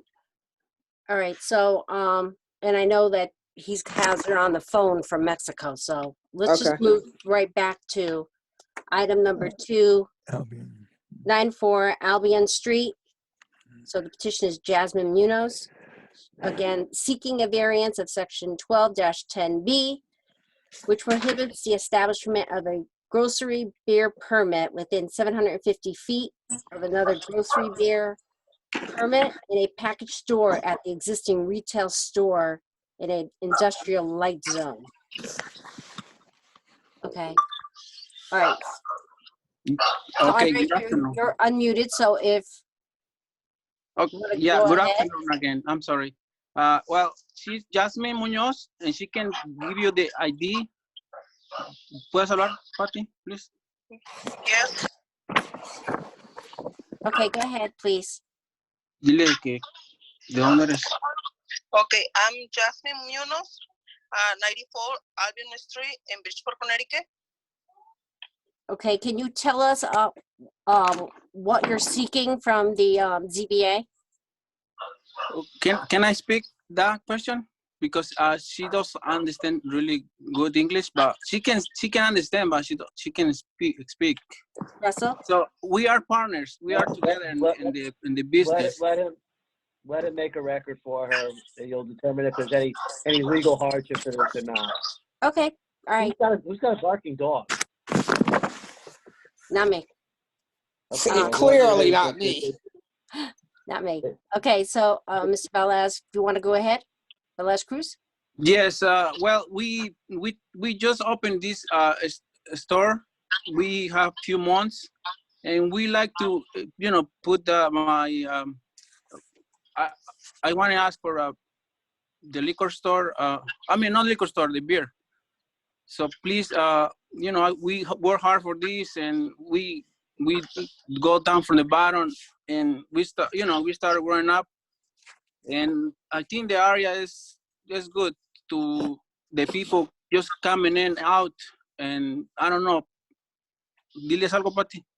Yeah.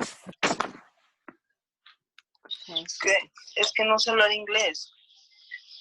So, can you please try to help us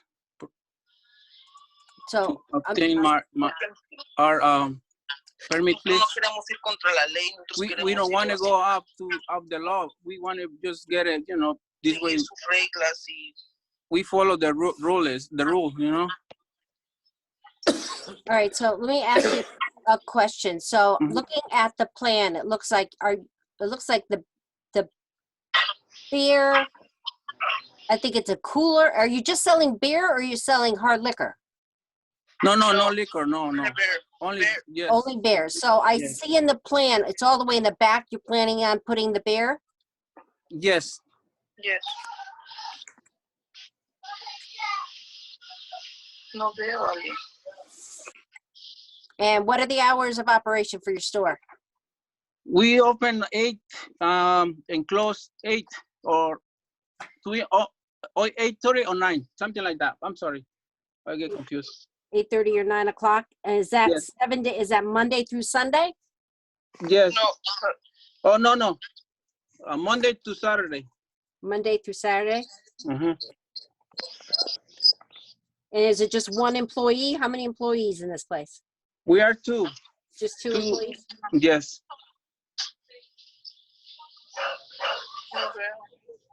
Commissioner Shepherd, do you have any questions?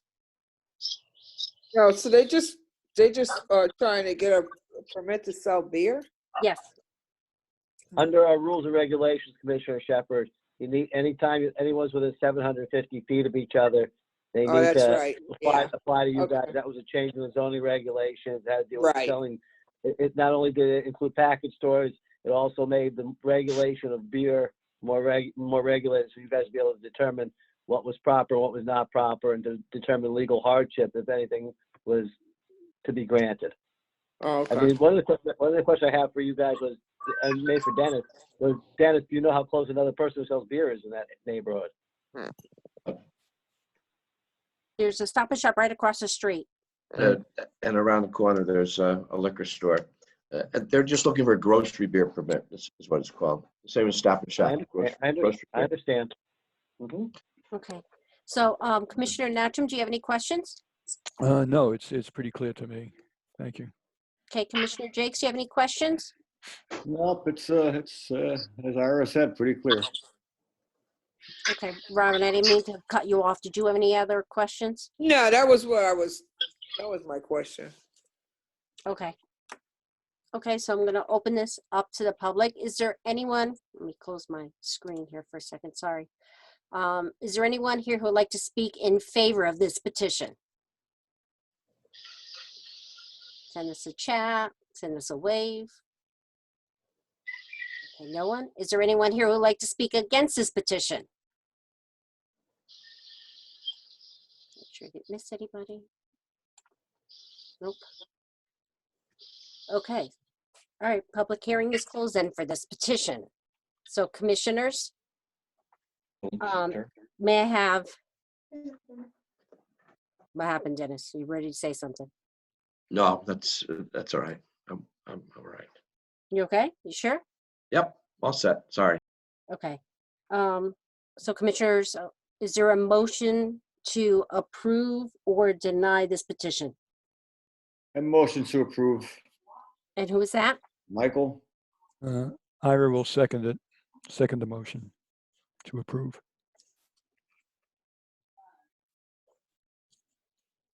Russell, I have a question. Yes. Being that there's the Stop and Shop across the street and a liquor store around the corner, Yeah. what issue is there for us legally for this?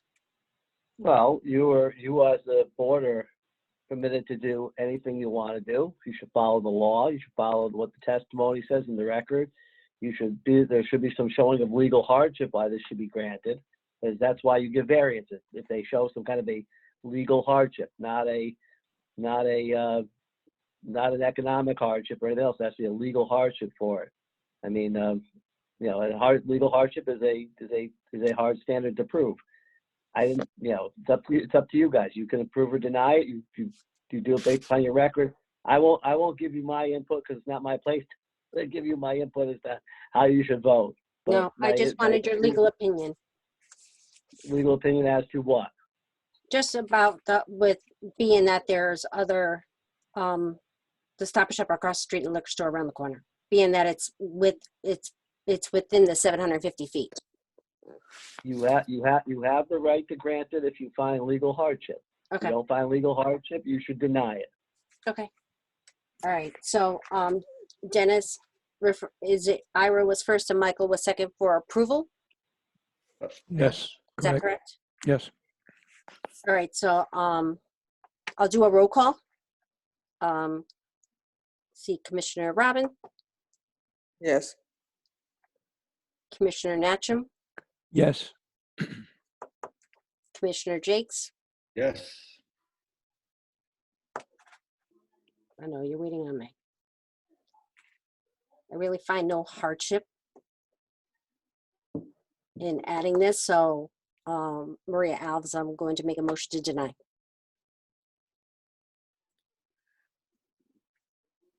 Maria, Well, that can you means speak on behalf of them? I mean, it's basically a fair competition. They're trying to go against Stop and Shop. They're never going to compete with Stop and Shop unless they're able to sell beer. They have a package store down the street, and to me, that grants a hardship. It's active competition. That would not be considered to be a legal hardship. The voting is really done. So unless there's a motion to reopen and reconsider it, it goes down as a failed granting of variance. Yeah, I find that there really is no legal hardship. I mean, it is within 750 feet. So Well- Dennis, Here. So I write that down as a motion to grant failed to pass. No, it's actually a denial. It's Okay. actually the variance fails. You need 4 votes to get it. Variance fails. All righty, got it. Thank you.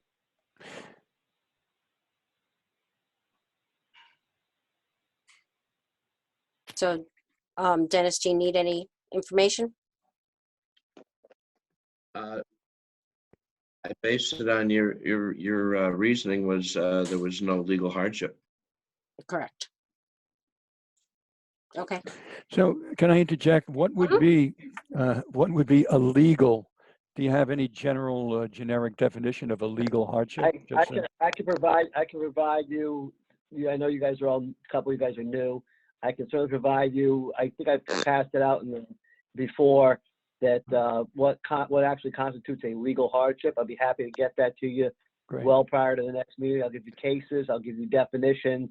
I'll be happy to have a discussion with you guys anytime you want to discuss it. Legal hardship is an onerous thing to prove. The case law is really very clear. It's not about economics. A lot of times it's about things where a lot has a piece of ledge on it that makes something unbuildable. A lot would have two frontages, and the zoning regulations don't allow something to be built at all on it because of two frontages. Setback required. It's very onerous, and you have to be an accurate. It's kind of like the old Supreme Court case. I can't define pornography for you, All right. but when I know it, when I see it, I can tell you what it is. Yeah, a few examples would be great if you just send that. That would I'll be be really helpful happy. to me. Perfect. I'll be All more right. than happy to do that. Great. I just got to be able to get back in my office to be able to get to my materials. All right. No hurry. Thanks. Great. No, I appreciate all the new blood. I think you guys are doing a great job for your first meeting, understanding, and you're having a really good dynamic discussion of all of the cases. All right. So, Ms. Chairman, you want to move on to the next one? Yep, I'll move on to the next one. So item number 7, 621 Washington Avenue. It's petition of NYCT Management LLC, seeking a use variance of section 5-1-2, and also seeking variance of the front and side setback requirement, the maximum site coverage,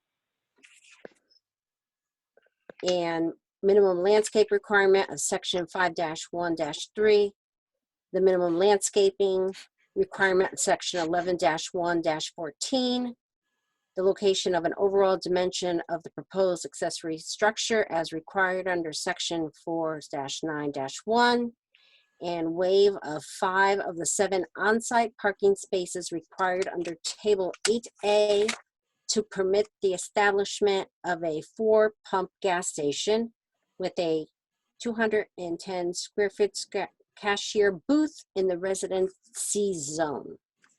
So Attorney Russo, let me just unmute him. Okay, go ahead. Thank you, Chair. Chris Russo with Russo and Rizzio LLC, offices at 10 Sesco Hill Road in Fairfield. On behalf of the petitioner for the property at 621 Washington Avenue. As Chair stated, we're here to establish a 4-pump vehicle service gas station with a cashier booth that will have limited retail sales. The site is located at the corner of Washington Avenue and Highland Avenue. It's in the RC zone, but it is located in a commercial corridor of Washington Avenue. I'm sure everybody's familiar with this section of Washington Avenue. The OR zone ends at the intersection of Madison and Washington. This portion of Washington Ave from Madison Avenue south to Washington Terrace is it's dominated by commercial and high density residential uses.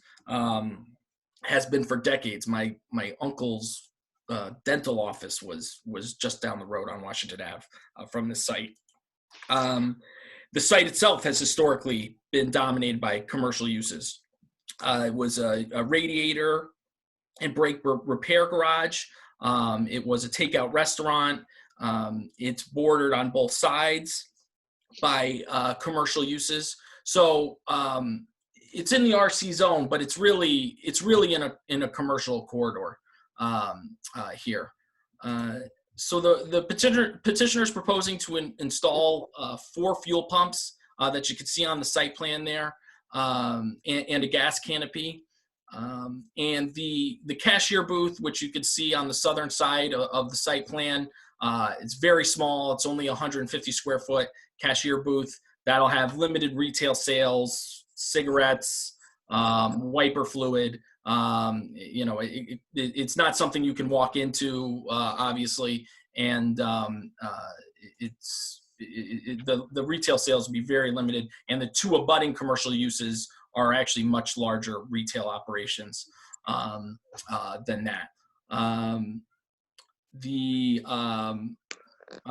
So there's a lot of variances associated with this application, but the important thing I think to point out is that a lot of these variances are actually improvements of existing conditions. And if you know this site, you know it's completely covered, and there's no landscaping at all. So just going through some of the variances that we're asking for, we're asking for a use variance, which again, as I stated previously, this is a commercial corridor of Washington Avenue. Even though it's in the RC zone, it has been commercial and high density residential for decades. And then we're looking for a setback for a front line setback variance from 15 to 7 feet. That's not for a building, that's for the gas canopy. And so it's not like we're pulling a building close to the road. It's for how the gas canopy extends closer to the road. It's going to be in the center of the site. It's going to be much more open than it currently is. So it's really going to, the site's really going to open up by converting to this use. The next setback variance is to reduce the minimum side lot line setback from 10 feet to 0 feet. And that's for the cashier booth.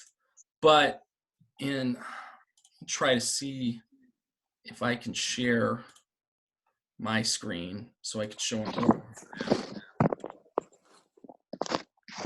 I don't know if Nick, if I'm able to do that. I just wanted to show an overhead map to show the existing building. Yeah, Chris, you should be able to share your screen. Okay, so here, sorry, bear with me. Okay, so this is an overhead map of the from the city's GIS system that shows the existing building. And if you look, if you look right down on the southern side, the existing building is already at 0 feet. It's connected to the next commercial building. So we're asking for no different from what's there currently. We're asking for 0 feet. And then if you actually, our other variance, which is from this other lot line, the western lot line, the existing building is right up against that lot line as well. But if I go back to the site plan, well, maybe, you know what, maybe I'll just stop sharing and I'll go back to, let's see if I can stop the share. And then, oh, sorry, Nick, I think you had the plan up, and when I shared, Nick, could you put sorry about that. So on that western property line, currently the existing building is right up against it, but you can see where we're proposing the restroom, the ADA restroom, and the cashier booth. We're actually pulling away from that property line. So we're improving the current situation there. The other variances regarding site coverage, we're asking for a variance to go from 70% to 90% site coverage, but from existing conditions, which is 100% coverage, we're going down to 90%. So we're reducing the nonconformity on the site. And the same thing for the landscape variance. We're asking to go from 30% down to 10, but right now there's 0 landscaping, besides some horribly overgrown weeds.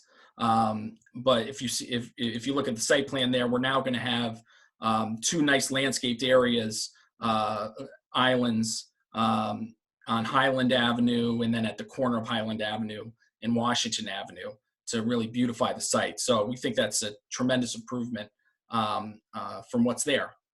The off-street parking space variance, it's a small limited gas station. It's only 4 pumps. My client also owns the, if you're familiar with the Atlas gas station, that's on Fairfield Ave.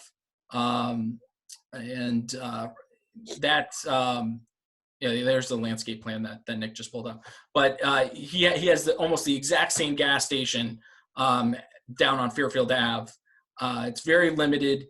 It's not like a Cumberland Farms where there's a big retail area to go into. People are coming here from gas. There's a small cashier booth. They're going to have an attendant out at the pumps to help move people along.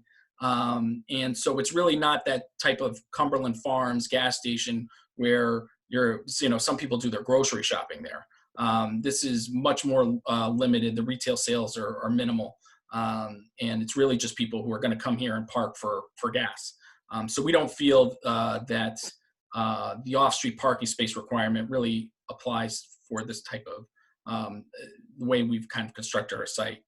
And just if you look at the site plan there, you can see it's basically going to be a one-way site. You're going to come in from Washington Avenue and go to the gas pumps, and then you'll exit onto Highland Avenue. So it's an entrance only off of Washington Avenue and an exit only onto Highland Avenue, which we think is a better layout for traffic to empty out onto Highland Avenue.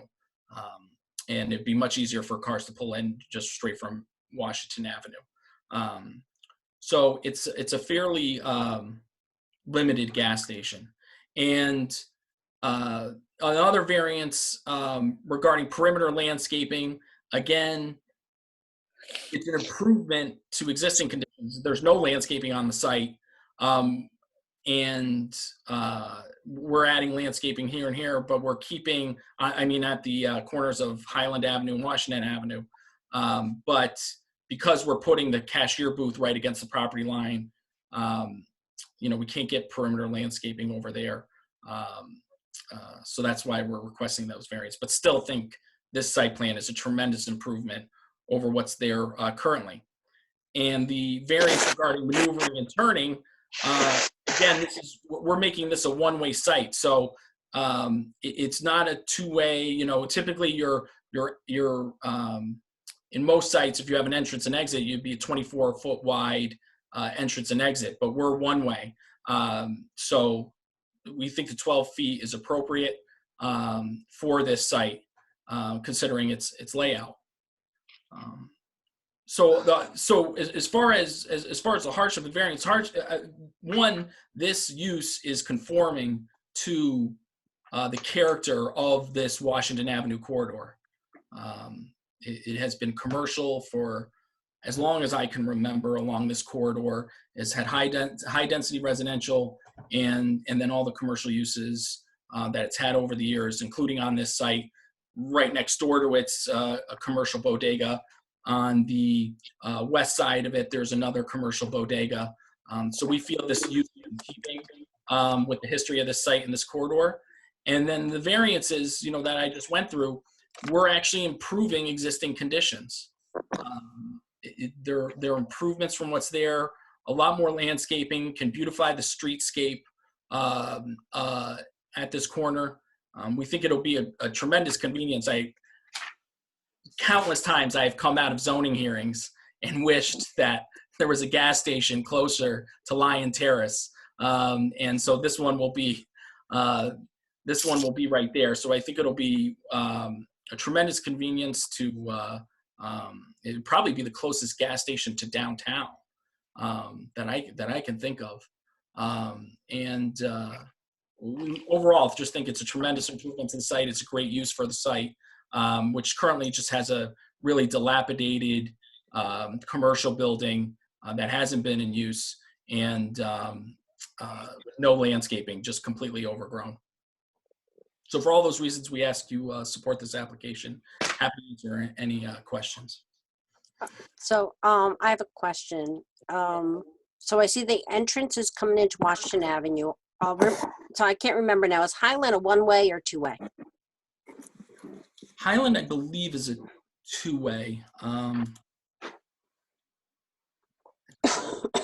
Checking on that quickly. No, you know what? Highland might be a one-way. Going down? Yeah, going towards Washington Avenue. Okay. Yes, No, it comes out. Commissioner Dennis Buckley. Highland Street comes out onto Washington. Right. Okay, so is it a Comes one-way? up the hill and out onto Washington. It's a one-way street. It's a okay. one-way street. So it's no way of them going down. Okay. So there's two exits coming off the property on Highland. Okay. Yeah, that's an existing curb cut that's there. It's a wider curb cut, but we think it'll be convenient for people that are leaving. You see there's kind of two rows of fuel pumps there that'll help with vehicles exiting the site. So, and I on one plan, it showed there isn't a trash container. On this particular plan, it's showing an 8x10 trash container enclosure. Yes, there will be an 8x, and it will be enclosed. Yes. And we located it there instead of on the other side because of we did want to get one ADA parking stall, and we couldn't fit it. It wouldn't work appropriately if we put it on the other side of the cashier booth. So we put the parking stall on the western side of the cashier booth, and we enclosed the trash container. And then the person or staff that's going to be in that cashier booth, where are they going to be parking? It says that's one person, right? Or is it two people that's going to be? They'll be well, they'll probably be parking on site. They won't park in the ADA stall. I don't. Their employees will not be allowed to park their vehicles on site. Okay. And we could also, Chair, if there's some concern about the trash enclosure facing Washington Avenue, I'm sure our client would agree as a condition of approval. We would agree to a condition of approval to put some arborvitaes in front of the enclosure, and not where it opens up, but in between the enclosure and Washington Avenue. Okay.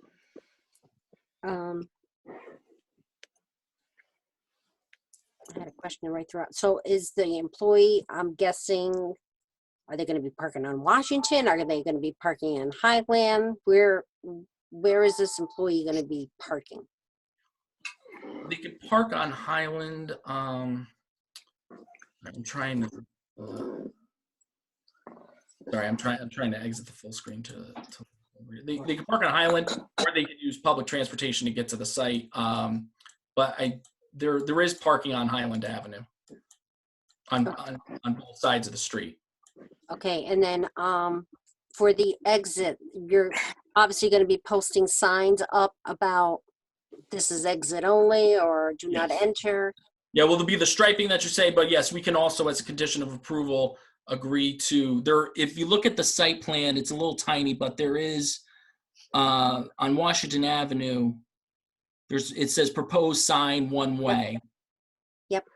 And then there is another sign on Highland Avenue. It says proposed sign do not enter. There's actually one on both sides of the Highland Avenue exit. Okay. All right. So Commissioner Shepherd, do you have any questions? No. Commissioner Natchez, do you have any questions? I don't have any questions, no. Commissioner Jakes, do you have any question? Not trying to be sarcastic, do you really think that the people that are going in and out of this gas station is paying much attention to the traffic sign saying do not enter? Well, I mean, I usually pay attention to the do not enter sign. I mean, there's two signs here. I think to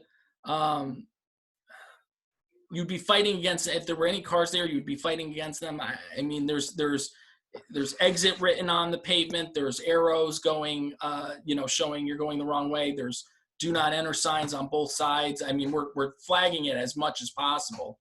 I guess, anybody could choose to break what the signs are saying and go in the wrong way. But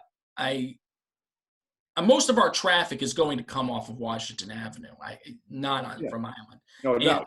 It should be fairly easy for people to get on Washington Avenue. So My concern there is that Washington Avenue is a 2-lane roadway in that area, and you're going to have a number of people who are heading north on Washington Avenue, taking a left into that gas station and crossing 2 lanes of traffic.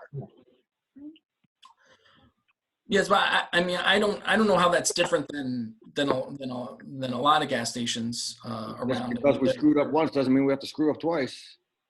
Well, I mean, I just think it's a high traffic area. You're asking for a lot of car accidents. And personally speaking, if it was my money, I think it's a great investment. It's a gold mine. Perfect idea.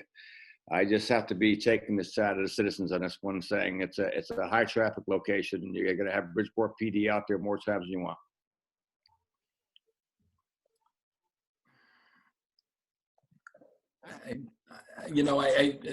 It's there.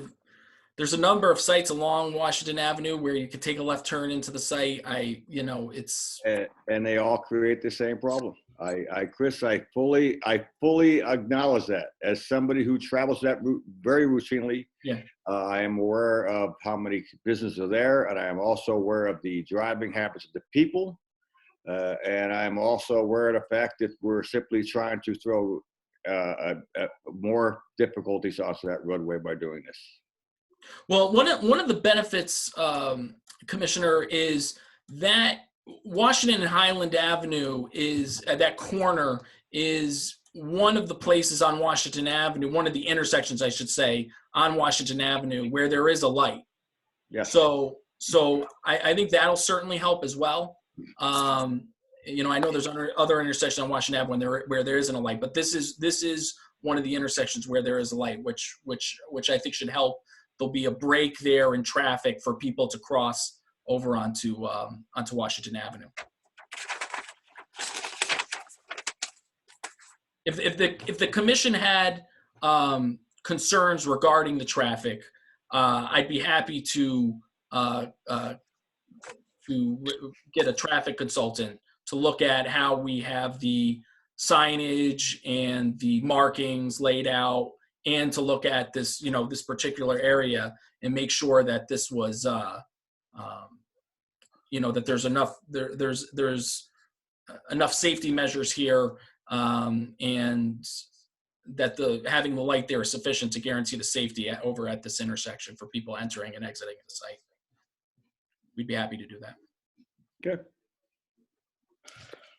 Commissioners, any more questions? Okay, now we open up to the public. Is there anyone here who would like to speak in favor of this petition? Please wave. Send us a message. Okay, is there anyone here who would like to speak against this petition?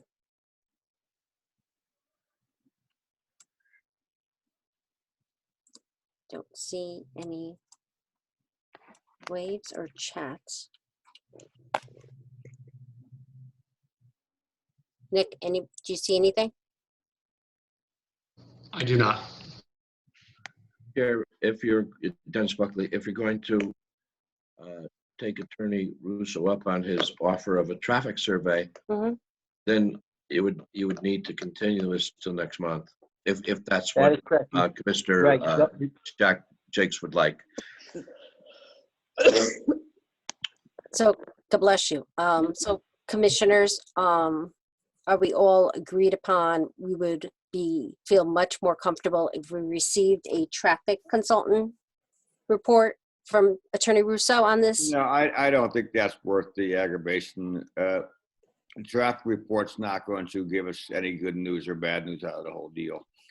I personally speaking, my intention to vote for the proposal. I just have my concerns. I wanted to express them, seeing if anybody else can come out there with a better idea than what we were looking at. Okay. Chair, if I might, we could also agree to a condition of approval that the traffic be signed off by Powell with the city of Bridgeport, the city of Bridgeport's traffic engineer, that I would love to see approved to his satisfaction. That I would eagerly accept a stipulation on the approval. I think you should leave the matter, because that's after the record, so that's not part of the record.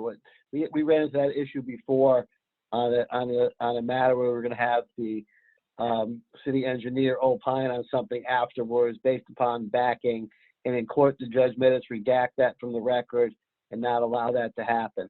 So if what should happen is the city traffic engineer should introduce into evidence his opinion as to whatever about the traffic pattern that you guys are looking for before you close the hearing.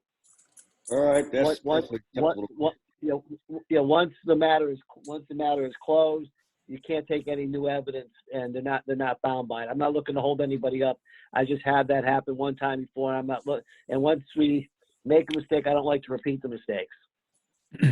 No, we would be happy to request a continuance to allow the city's traffic expert to comment on the application for us to address at the next hearing.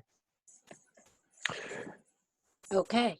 All right. So, Russell, as I did not see anyone who wanted to speak in favor or Right, against. but what's going to happen is you're going to be introducing new evidence next time. So everyone next time will have the right to either speak in favor or oppose. You're just going to move. Someone should make a motion to continue to the next matter for the submission of a traffic study. Okay. Or report of the city Traffic engineer. Okay. Right. Got it. Okay, so I'm going to move and ask the commissioners to please make a motion to continue. Motion to continue. Item number 7, 621 Washington Avenue. Is there a motion? I didn't hear it. Motion to continue. Okay, Michael first, I'll second it. Ira. Ira second. Yep. Chris, do you think you can get this done before the next meeting? Okay, so I'll take a roll call. Robin? Yes. Okay, Michael? Yes. Ira? Yes. And Maria, yes. So item 621 Washington Avenue will be continued to next month.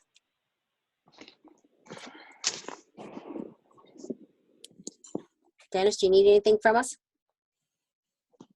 Nope, that's fine. We're Yep, continuing for the City of Bridgeport traffic engineer to render a legal opinion as to the. Not a legal opinion, a traffic opinion. Okay, well, his opinion. Yeah, As the well, traffic that is, engineer. it's a traffic opinion. Right, Okay, fabulous. got it. Okay, so let's move on to the next one. So item number 8, 1555 Old Town Road, Lot B. Petition of Marcos, and I apologize if I don't pronounce your last name correctly, Reinheimer, seeking a variance of the 20, what, I can't even see, I wrote over my thing, 20 feet? It should say foot. It says, or 20 foot. I wrote over it, so I Front, can't see. it says seeking variance of 20-foot front setback requirement. Okay. Under section 5(1)(3) to permit the construction of a single-family dwelling on a vacant lot with a 5 by 11 by 5 front setback, the residential A zone. So I know he's here, because I saw his name. Oh, you're unmuted, so Okay. Good evening, and you pronounce it right. My name is Marcos Reinheimer. I'm an architect with the Getz Associates Inc. with offices at 1425 Noble Avenue in Bridgeport, and I'm the petitioner on this application. So this property is, this lot is a rear lot, interior lot, and it is a legal buildable lot. But on its existing conditions, it has a 40 feet wide utility easement on the side of the property in favor of the Connecticut Light and Power Company. So most of the larger area of the lot is taken by that easement, which doesn't allow us to put a decent house into that lot. We still have a strip of about 20 feet wide towards the north of the property. That's where the house is being proposed right now. But a 20-foot wide footprint doesn't give us a lot of options to create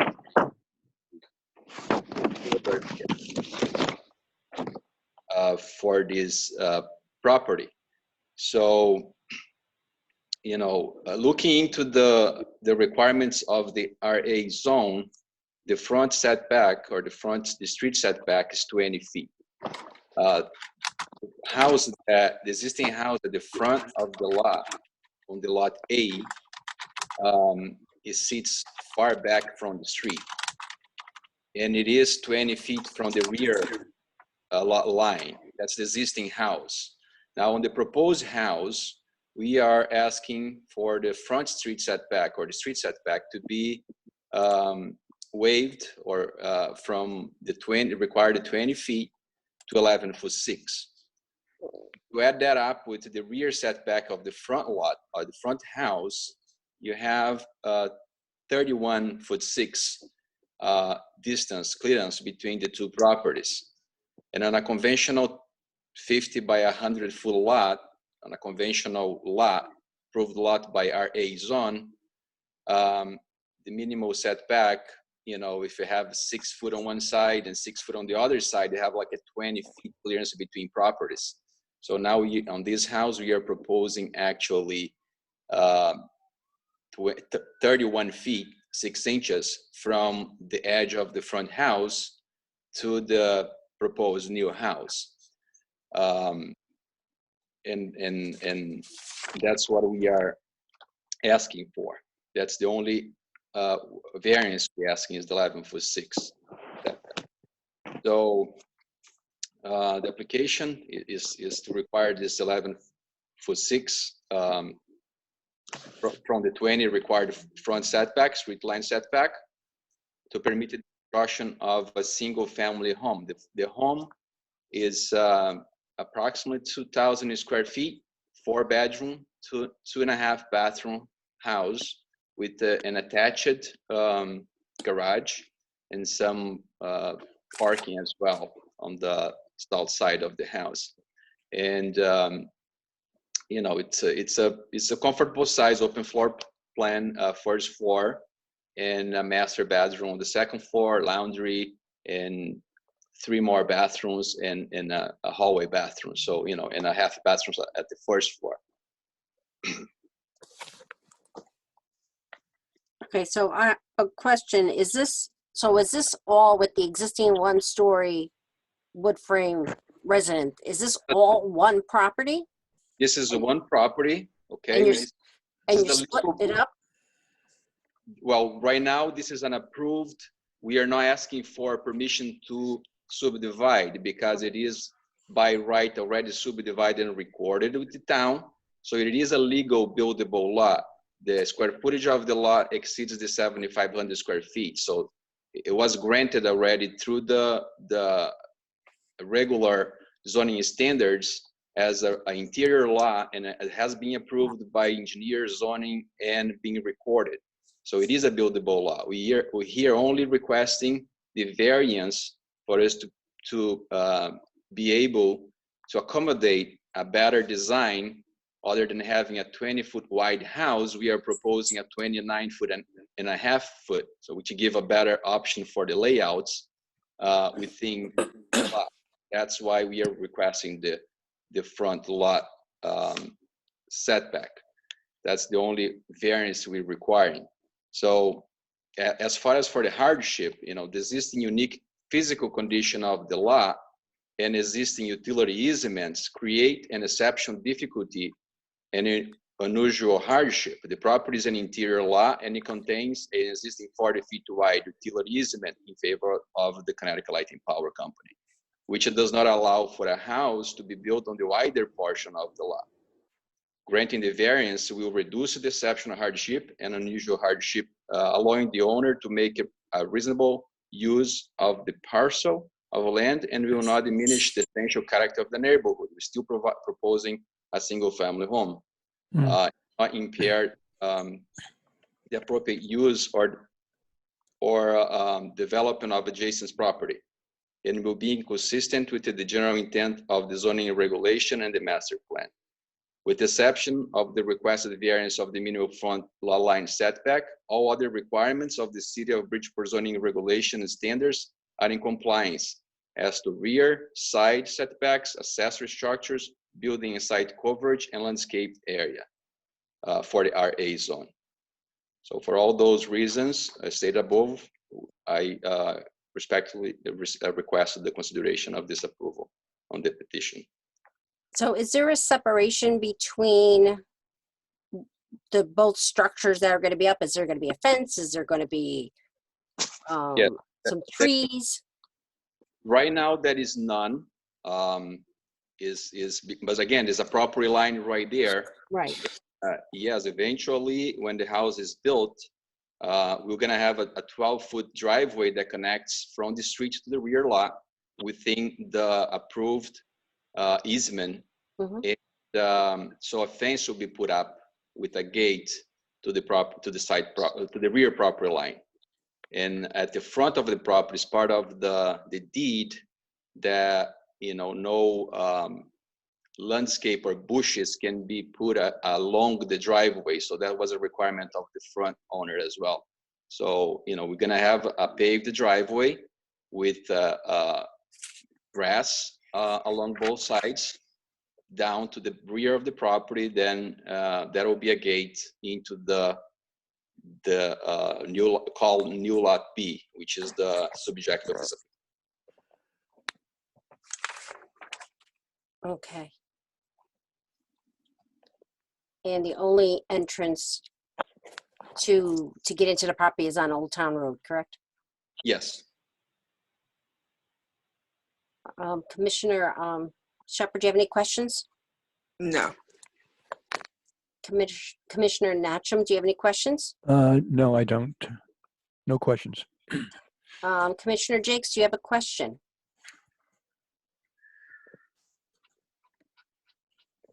Commissioner? I think he is muted. Yep. Hold on. Sorry about that. I pushed the wrong button. When was this lot divided? Back in November or September, or between September and November of last year. And they divided the lot with the full intent of building this house on the property? I'm sorry? They divided the lot with the full intent of building this house on the property? Well, it is divided under the regulation by meeting all the zoning standards for a buildable lot. The conditions that is right now is that we have this utility easement over the property, and Yeah. But my question is very simple. Did they divide the lot with the intent of building the home? Yes. So they knew about this issue before they separated this lot. They knew that there was going to be restriction. Yes, yes. In the They same created time, their own hardship. I'm sorry? They created their own hardship. Well, the hardship is in requirement of the, like I just read in here, the existing conditions of the lot right now as approved. It has a utility easement, and even though there is a existing area where the house can be built, you know, that is what is creating the petition for us to seek for the variance of the front setback. And as I mentioned before, the distance between the house or the proposed new house to the existing house is going to be 31 feet, which is greater than would be for a street setback if the house was sitting in a regular lot. It is greater than if it was a side-by-side lot when the side set. I understand all that, sir, but my concern is that they knew this when they were splitting the lot, that they were creating a hardship, that there was indeed a hardship that was there. There was an obstacle. And now you're asking us as a board to waive that for the purpose of them building a home. Is it a home that they're planning on selling, or is they planning that this is for a family member they're trying to assist? You gotta convince me that I need to waive the building requirement, the size of the lot and the setback lines. Well, just so somebody's not making profit. Right, but I think that thing for the commissioners to think and take into consideration is a house can be built. Let's say if we build a house that is 20 feet by a 50-foot long house, which would be maybe allowed to be on the lot, if that would be consistent with the neighborhood, even though it was a permitted house, and keep the separation between the new property line and the house as 20 feet, which is permitted by code. If that would be a better option, other than creating a house that is more desirable on the overall for the neighborhood, for the development, for the master plan, with all the regulations, that the zoning standards require, that's something for the commission to think about. I mean, a house will be built. The difference is if you grant us the permission to build a house that will look better, will fit better, Rectangular. then something that will be an eyesore. That's kind of like the point. And I think that's the hardship. Understood. Thank you. You're welcome. Okay, so I'll open this up to the public. Is there anyone? Well, I have a Yeah. question. I'm sorry. sorry. Ira Nackham. Yeah. When did they? When was the lot and the house originally purchased? The single family. Do you have any idea? Back in 2018. Okay, so the whole thing is new. So they just bought it in 2018. Okay. Yes, it was a property that was bought to be divided into 2 lots. Okay. It is a large, originally the lot had over or close to 20,000. Let me just double check my numbers so I don't tell you the wrong information, but it is, because the front lot right now is still 13,000 square feet. The rear lot is 7,500 over 7,500 square feet. So the whole property was about 20,000 square feet on the RA zone. And that's what gave the option for this to be divided into 2 lots, Okay. all within the legal zoning standards. Got it. All right. Thank you. You're welcome. Okay, with no other questions from the commissioner, I'm going to open this up to the public. Is there anyone here that would like to speak in favor of this petition? You can send us a message on chat or a wave. No one? Is there anyone here who would like to speak against this petition?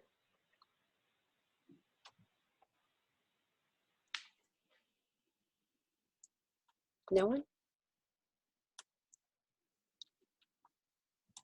Okay, public hearing is closed. Commissioners, I'll ask that someone please make a motion to either approve or deny item number 81555 Old Town Road Lot B.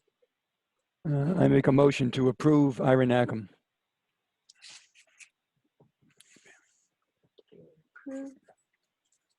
Is there a second motion to approve, or is there another motion?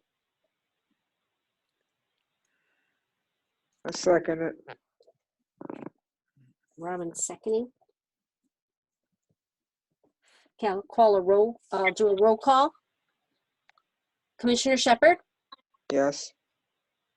Commissioner Natchem, Yes. Commissioner Jakes. Yes. Okay, and myself, Maria Alves, yes. Thank you. Ira. Reasons of petition. Reasons, Ira and Robin, you both gave motions to approve. Can you, As per plans. can you provide reasonings for the approval? Reasons. Okay. Reasons for the approval? Oh, you want my reasons? Yes, please. Okay. Let me see. Reasons for approval. Well, one is it's on interior lot. It doesn't show from the street. That's one thing. I think the other thing is it's a reasonable request. It's not major. The third, as far as size is concerned. The third thing is, as was aptly said, it is a hardship, whether it was known or not. It is a hardship because of the easement created, which is 40 feet, which makes a lot of the property unusable. And it's not like, it's wetlands or anything like that. It's basically underground line. I also think that the house would be more attractive. It would be more functional. And I think, again, in that area, perhaps more in context with the neighborhood. So for all those reasons, but basically because it is an interior lot and it won't be affecting or hurting the quality of life of either the house in the front or I believe the house in the back or any of the surrounding areas. That's the reason I make a motion to approve. Dennis, you good? I have that. I have the hardship. And Commissioner, you generally put on master plans, permits, codes, and I should put that out as well. Yes, please. Okay. Was there some talk about a decorative fencing between the property lines, or? There was, he mentioned about he has a condition about updating the driveway and grass.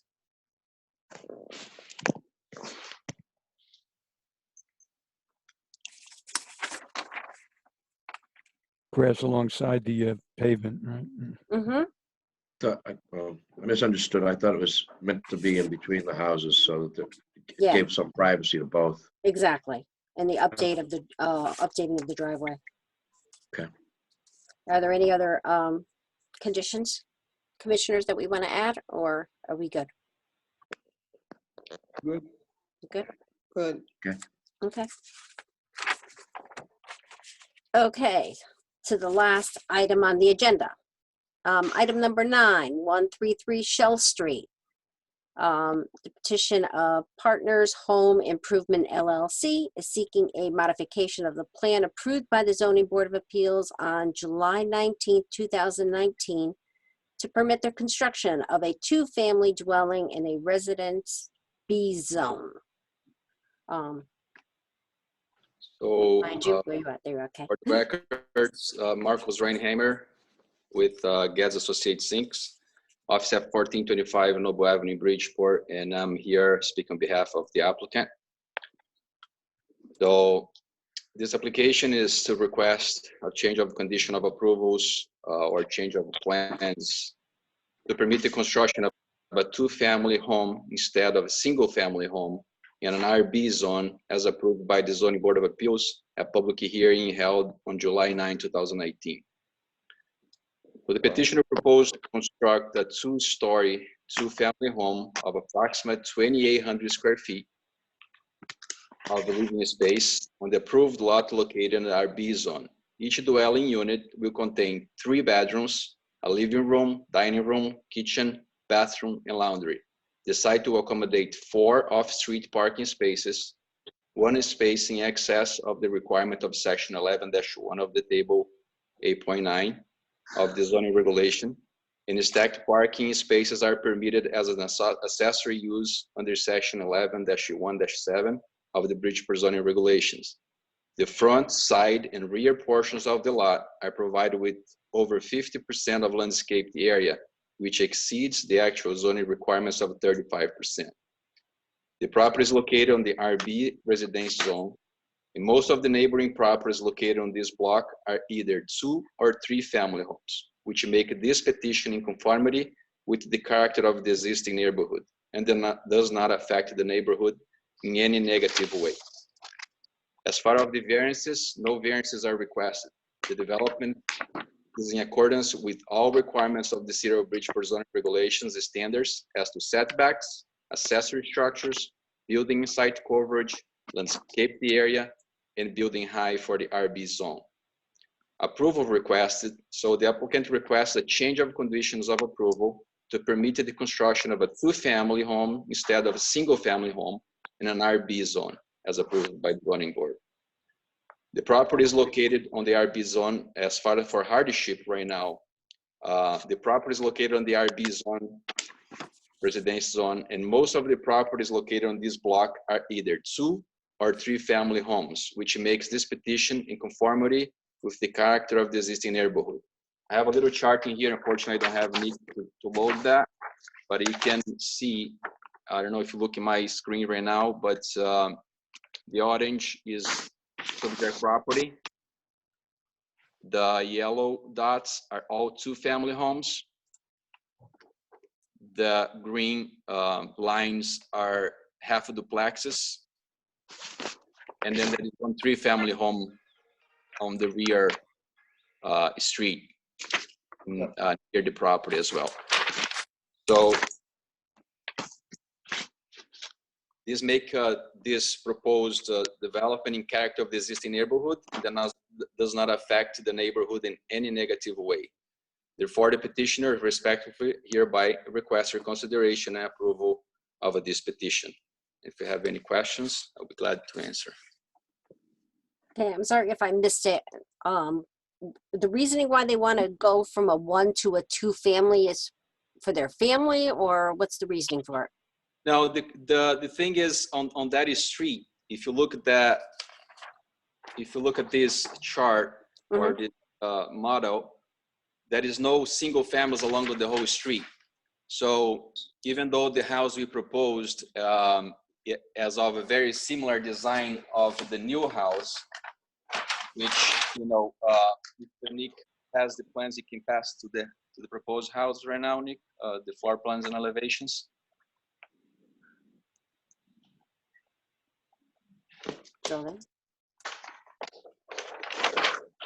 So that's the proposed house. This property is also on the flood elevation.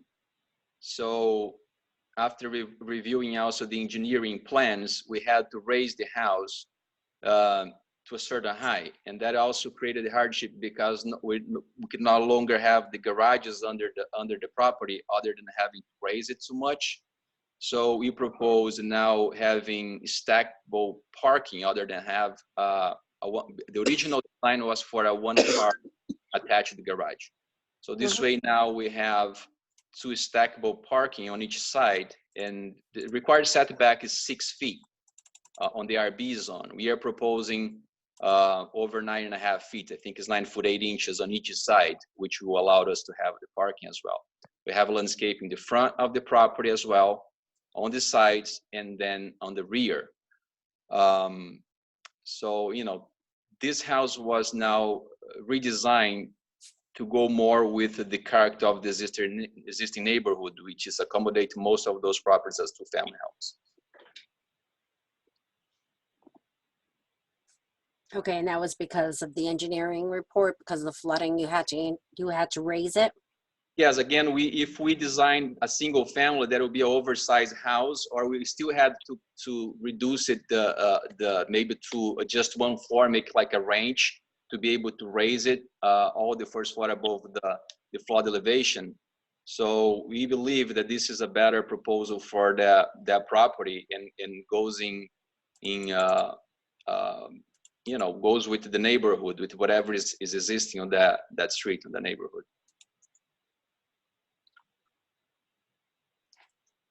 Commissioner Shepherd, do you have any questions?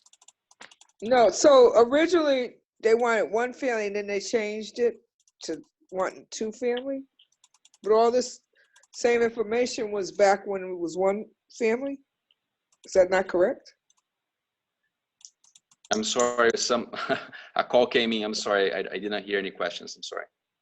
No, I was saying. Ms. Shepherd, it's Russell. I think you're really asking, Dennis, what were the underlying variances were granted for the original allowance of the single-family house to begin with? Right. Right. So Dennis, what were the underlying variances they got to be able to build a single-family house on that lot? Russell, I have to say that I don't have that information here. That would be in the office. I just don't. I have it with me. I can read for the record. Okay. So what variances were you granted to be able to build that single-family house? So the approval letter reads, reference 133 Shelby Street, seeking a variance of section 4-2-5B, which prohibits any use which violates the size and frontage requirements and variances of the minimal lot area and frontage requirements under section 5-1-3 to permit the construction of a single-family dwelling unit in a RB zone. Dear Mr. Fernandez, at a public hearing held on July 9, 2018, the Bridgeport Zoning Board of Appeals decided the following regarding the above reference matter. Decision granted with conditions. Conditions, number one, the development of the subject site shall be in strict accordance with the plan submitted to and approved by the board. The petitioner shall file plans and applications for the issuance of a certificate of zoning compliance and building permit. Number three, the front of subject proper premises shall be planted with low-lying shrubs, properly maintained and replaced when necessary. Those are the conditions. So the house for a single family was already bigger than what was allowed, correct, in the zone? No. Well, Russell, No. Dennis, it was an undersized lot. And that was the primary reason they were in for a hearing. Right, the undersized lot, and for even a single family house, now they want to put a two-family Right. house on there, right? Correct. So it's even a bit, don't they really need to be in here for a variance for a two-family house as opposed to just a change of plan?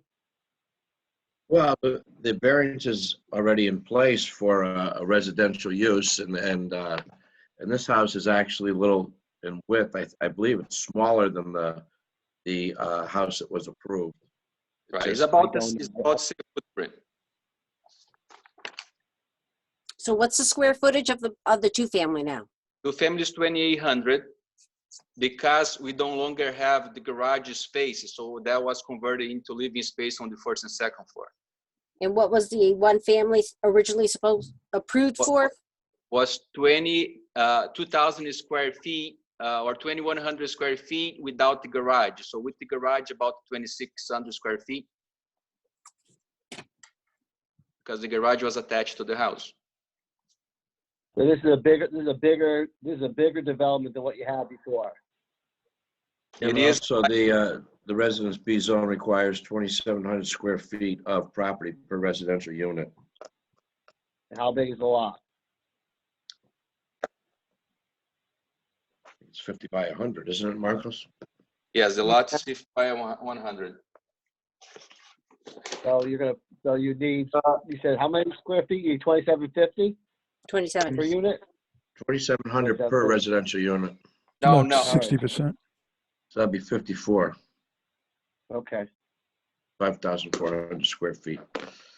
So if they built a unit, 5,000, so their lot is gonna be undersized no matter what it's gonna be. They want what they, okay, I understand. I'm sorry, I didn't understand the reference to the density because RB doesn't have density requirements, only RC. I understand. I'm not saying that. I'm saying you're putting a bigger building on the same size lot. You're putting a 50 square foot building on. It's up to the board. They can do what they want to do. Okay. Just for consideration, just a quick consideration. Yes, it is a different house than was approved.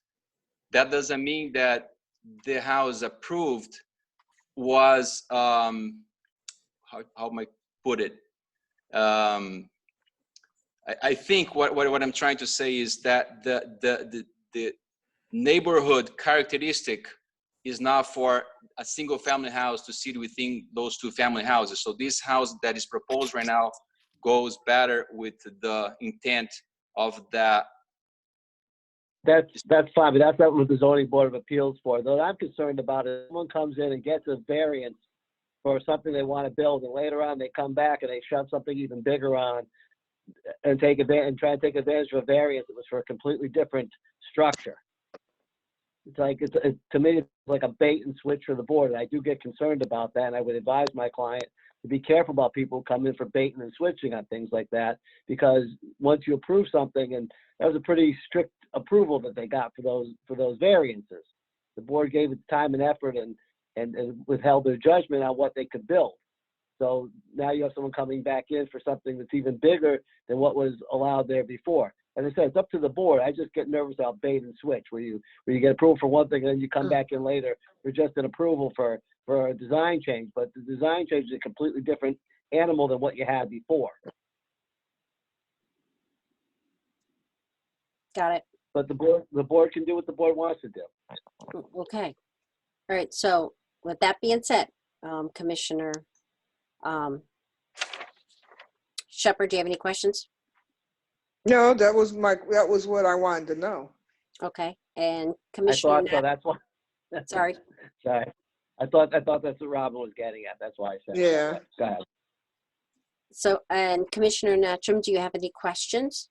Yeah, I just want to make sure I'm clear. So what's been substituted, we already got an approval, and now we're building a slightly bigger house, bigger improvements, and it's going to be of a different design, 2 families. Is that correct? So a little bigger and adding another family, correct?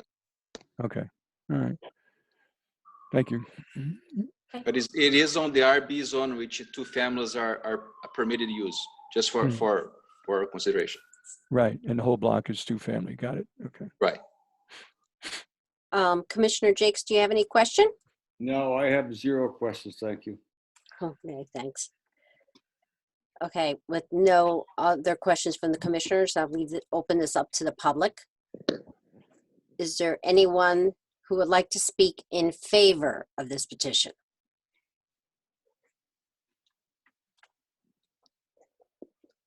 I'd like to, let me just check anybody on chat. I can't see if anybody's waving. Okay, is there anyone here who would like to speak against this petition?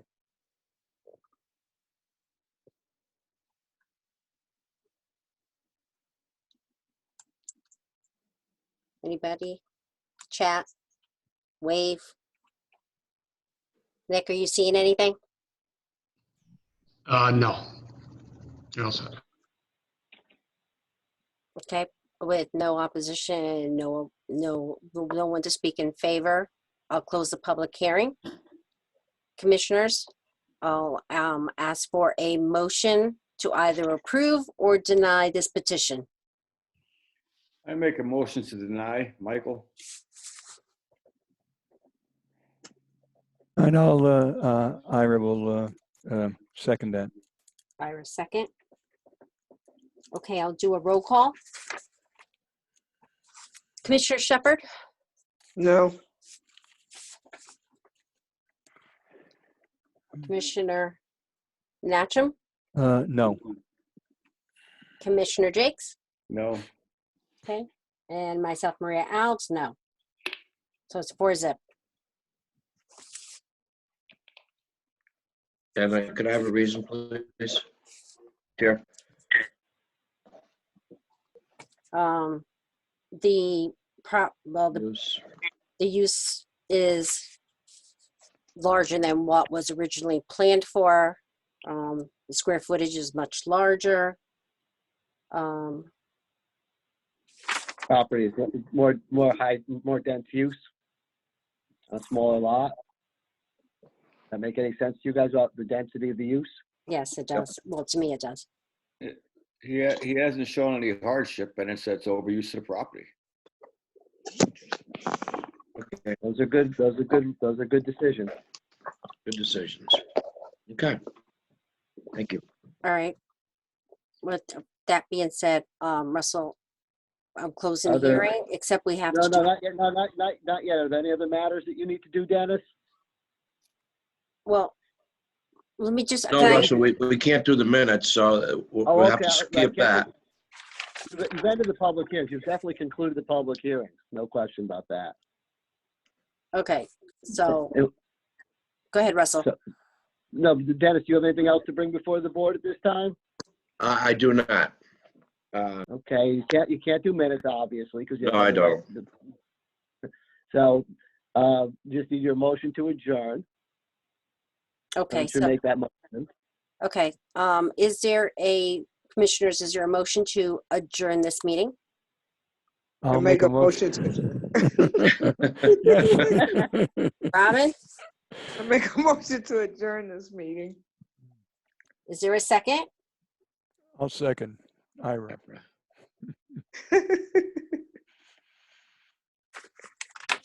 Very good meeting, everyone? How about all, you gotta do all in favor, and then you'll. All, There in you go. okay. So There you I'll do my roll call. Commissioner Shepard, Yes. Commissioner Natchem, Yes.